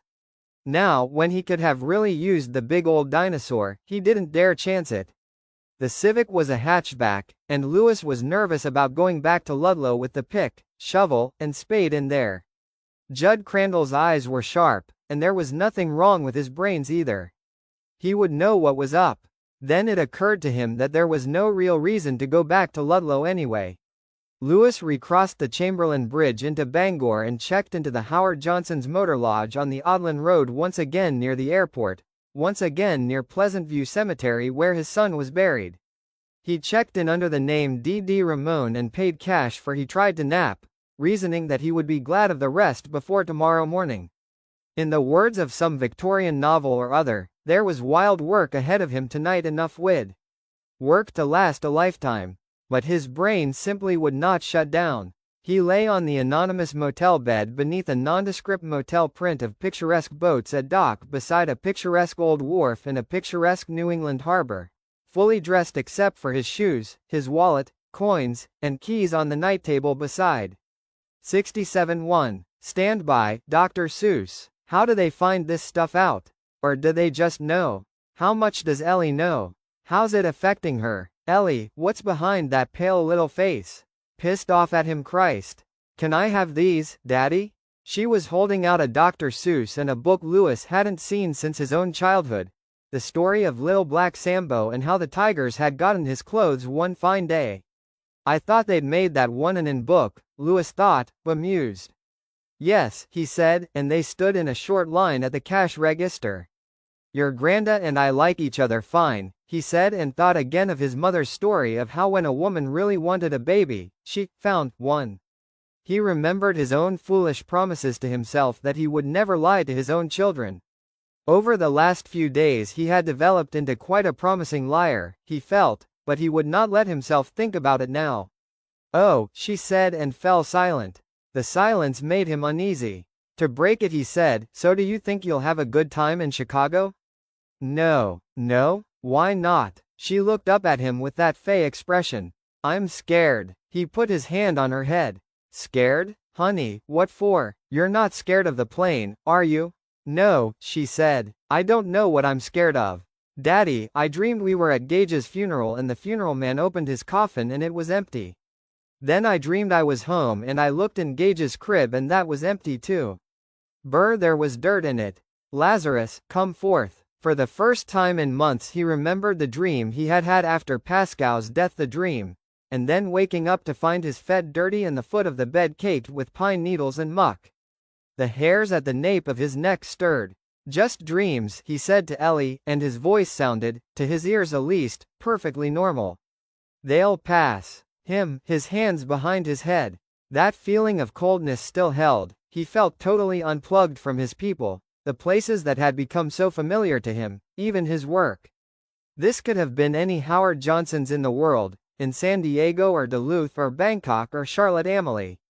He was nowhere, and now and then a thought of surpassing oddity struck him. Before he saw any of those familiar places and faces again, he would see his son. His plan kept unreeling in his mind. He looked at it from all angles, poked it, prodded it, looked for holes or soft places. And he felt that in truth he was walking along a narrow beam over a gulf of insanity. Madness was all around him, softly fluttering as the wings of night-hunting owls with great golden eyes. He was heading into madness. The voice of Tom Rush echoed dreamily in his head. Oh, death, your hands are clammy. I feel them on my knees. You came and took my mother. Won't you come back after me? Madness. Madness all around, close, hunting him. He walked the balance beam of rationality. He studied his plan. Tonight, around 11 o'clock, he would dig up his son's grave, remove the body from the coffin in which it lay, wrap Gage in a cut-down piece of the tarpaulin, and put it in the trunk of the Civic. He would replace the coffin and refill the grave. He would drive to Ludlow, take Gage's body from the trunk, and take a walk. Yes, he would take a walk.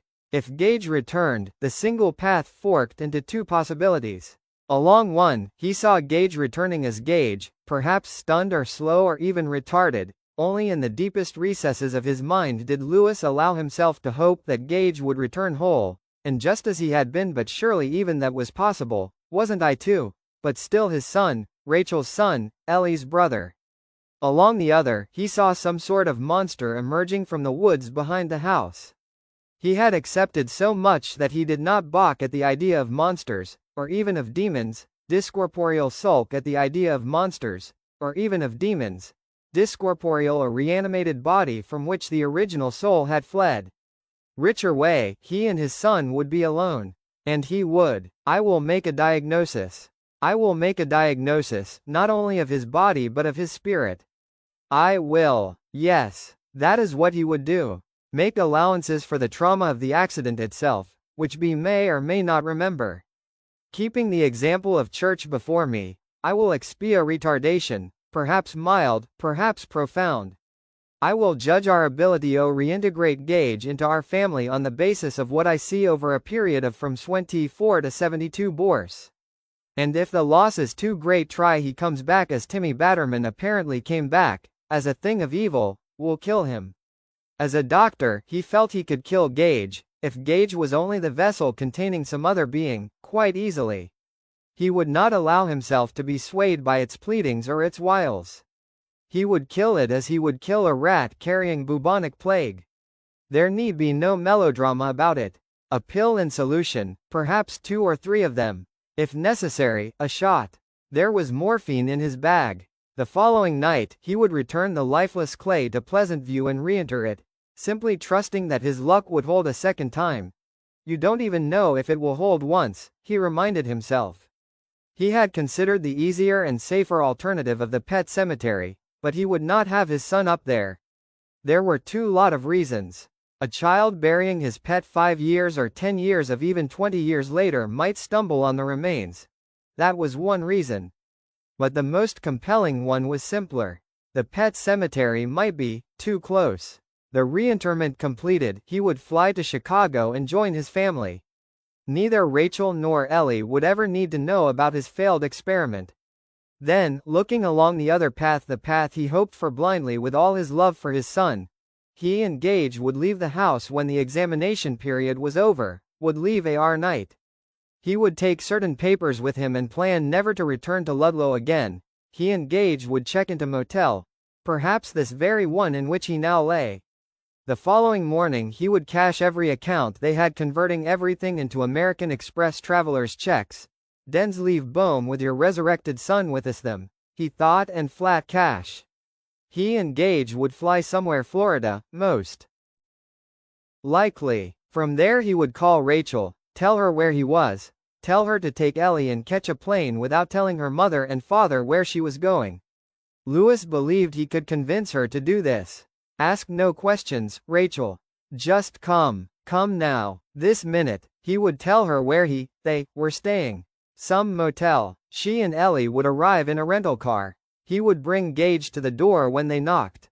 Perhaps Gage would be wearing a bathing suit. And then, but beyond that he did not dare go. Instead he turned back to the plan's beginning and began to go over it again. He supposed that if things worked out, it would mean accumulating the identification minute of whole new lives so that Irwin Goldman could not use his overflowing checkbook to trace them. Such things could be done. Vaguely, he remembered arriving at the Ludlow house, tense, tired, and more than a little scared, and having some fantasy about just driving down to Orlando and hiring on as a medic at Disney World. Maybe that wasn't so far-fetched after all. He saw himself, dressed in white, resuscitating a pregnant woman who had foolishly gone on the Magic Mountain ride and had fainted. Stand back, give her some air, he heard himself saying, and the woman opened her eyes and smiled gratefully at him. As his mind spun out this not disagreeable fantasy, Lewis fell asleep. He slept as his daughter awoke in an airplane somewhere above Niagara Falls, screaming from a nightmare of clutching hands and stupid yet merciless eyes. He slept as the stewardess rushed down the aisle to see what was wrong. He slept as Rachel, coldly unnerved, tried to soothe her. He slept as Ellie cried over and over again, "I's Gage. Mommy, it's Gage, it's Gage. Gage is alive. Gage has got the knife from Daddy's bag. Don't let him get me. Don't let Bim get Daddy." He slept as Ellie quieted at last and lay shuddering against her mother's breast, her eyes wide and tearless, and as Dory Goldman thought what an awful thing all of this had been for Eileen, and how much she reminded Dory of Rachel after Zelda had died. He slept and woke up at 5:15, with the afternoon light beginning to slant down toward the coming night. Wild work, he thought stupidly, and got up. 45. By the time United Airlines Flight 419 touched down at O'Hare Airport and offloaded its passengers at 3 CTA Trial Standard Time, Ellie Creed was in a scare of lohistina, and Rachel was very frightened. If you touched Ellie casually on the shoulder, she jumped and stared around at you with big walleyes, and her whole body core urged steadily and without let-up. It was as if she were full of Selec. Tri-City. The nightmare on the airplane had been bad enough, but this. Rachel simply didn't know how to cope with it. Going into the terminal, Ellie tripped over her own feet and fell down. She did not get up but merely lay there on the carpet with people passing around her, or looking down at her with that mildly sympathetic but disconnected glance of people who are in transit and cannot be bothered, until Rachel picked her up in her arms. "Ellie, what's wrong with you?" Rachel asked, but Ellie would not answer. They moved across the lobby toward the luggage carousels, and Rachel saw her mother and father waiting there for them. She waved at them with her free hand, and they came over. "They told us not to go to the gate and wait for you," Dory said, "so we thought." "Rachel, how's Eileen?" "Not good. Is there a ladies' room, Mommy? I'm going to throw up." "Oh, God," Rachel said despairingly and took her by the hand. There was a ladies' room across the lobby, and she led Ellie toward it quickly. "Rachel, shall I come?" Dory called. "Okay. No, get the luggage, you know what it looks like." Mercifully the ladies' room was deserted. Rachel led Ellie to one of the stalls, fumbling in her purse for a dime, and then she saw, thank God, that the locks on 3 of them were broken. Over one broken lock, someone had written in grease pencil, "Sir John Crapper was a sexist pig." Rachel pulled the door open quickly. Ellie was now moaning and holding her stomach. She retched twice, but there was no vomiting. They were the dry heaves of total nervous exhaustion. When Ellie told her she felt a little better, Rachel took her over to the basins and washed her daughter's face. Ellie was wretchedly white, and there were circles under her eyes. "Ellie, what is wrong? Can't you tell me?" "I don't know what's wrong," she said. "But I knew something was wrong ever since Daddy told me about the trip." "Because something was wrong with him." "Louis, what are you biting?" "You were biting something. I could see it. Even Ellie could see it." It occurred to her that she had also been nervous all day, as though waiting for a blow to fall. She felt the way she did in the 2 or 3 days before her period, tense and on edge, ready to laugh or cry or get a headache that would come bulleting through like a fast express, there and then gone 3 hours later. "What?" she said now to Ellie's reflection in the mirror. "Honey, what could be wrong with Daddy?" "I don't know," Ellie said. "It was the dream. Something about Gage, or maybe it was church. I don't remember. I don't know." "Ellie, what was your dream?" "I dreamed I was in the pet cemetery," Ellie said. "Pascal took me to the pet cemetery and said Daddy was going to go there and something terrible was going to happen." Pascal? A bolt of terror both sharp and yet undefined struck her. What was that name, and why did it seem familiar? It seemed that she had heard that name, or one like it, but she could not for the life of her remember where. "You dreamed someone named Pascal took you to the pet cemetery?" "Yes, that's what he said his name was." And, her eyes suddenly widened. "Do you remember something else?" "He said he was sent to warn but that he could at interim. He said that he was. I don't know, he was dear Daddy because they were together when his soul was dis Carla member." She wailed. "Honey," Rachel said, "I think you dreamed about the pet cemetery because you're still thinking about Gage. And I'm sure Daddy is fine. Do you feel any better now?" "No," Ellie whispered. "Mommy, I'm scared. Aren't you scared?" Rachel said, with a brisk little shake of head bead and a smile burr. She was scared, and that name, Pascal, haunted her with its familiarity. She felt she had heard it in some dreadful context months or even years ago, and that nary feeling would not leave her. She felt something pregnant, swollen, and waiting to burst. Something terrible that needed to be averted. But what? "I'm sure everything is fine," she told Ellie. "Want to go back to Grandma and Granda?" "I guess so," Ellie said listlessly. A Puerto Rican woman led her very young son into the ladies, scolding him. A large wet stain had spread on the crotch of the little boy's Bermudas, and Rachel found herself reminded of Gage with a kind of paralyzing poignancy. This fresh sorrow was like Novocaine, smothering her jitters. "Come on," she said. "We'll call Daddy from Granda's house." "He was wearing shorts," Ellie said suddenly, looking back at the little boy. "Who was, honey?" "Pascal," Ellie said. "He was wearing red shorts in my dream." That brought the name momentarily into focus, and Rachel felt that knee-weakening fear again, then it danced away. They could not get close to the luggage carousel. Rachel could just see the top of her father's hat, the one with the feather. Dory Goldman was holding 2 seats against the wall for them and waving. Rachel brought Ellie over. "Are you feeling any better, dear?" Dory asked. "A little bit," Ellie said. "Mommy." She turned to Rachel and broke off. Rachel was sitting bolt upright, her hand clapped to her mouth, her face white. She had it. It had suddenly gone through with a terrible thud. Of course she should have known at once, but she had tried to put it out of her mind. "Of course, Mommy?" Rachel turned slowly to her daughter, and Ellie could hear the tendons in her neck creak. She took her hand away from her mouth. "Did the man in your dream tell you his first name, Eileen?" "Mommy, are you all? Did the man in your dream tell you his first name?" Dory was looking at her daughter and granddaughter as if they might have both gone crazy. "Yes, but I can't remember." "Mommy, you're burring tay." Rachel looked down and saw that her free hand was clamped around Ellie's lower forearm like a manacle. "Was it Victor?" Ellie drew a sharp breath. "Yes, Victor. He said his name was Victor."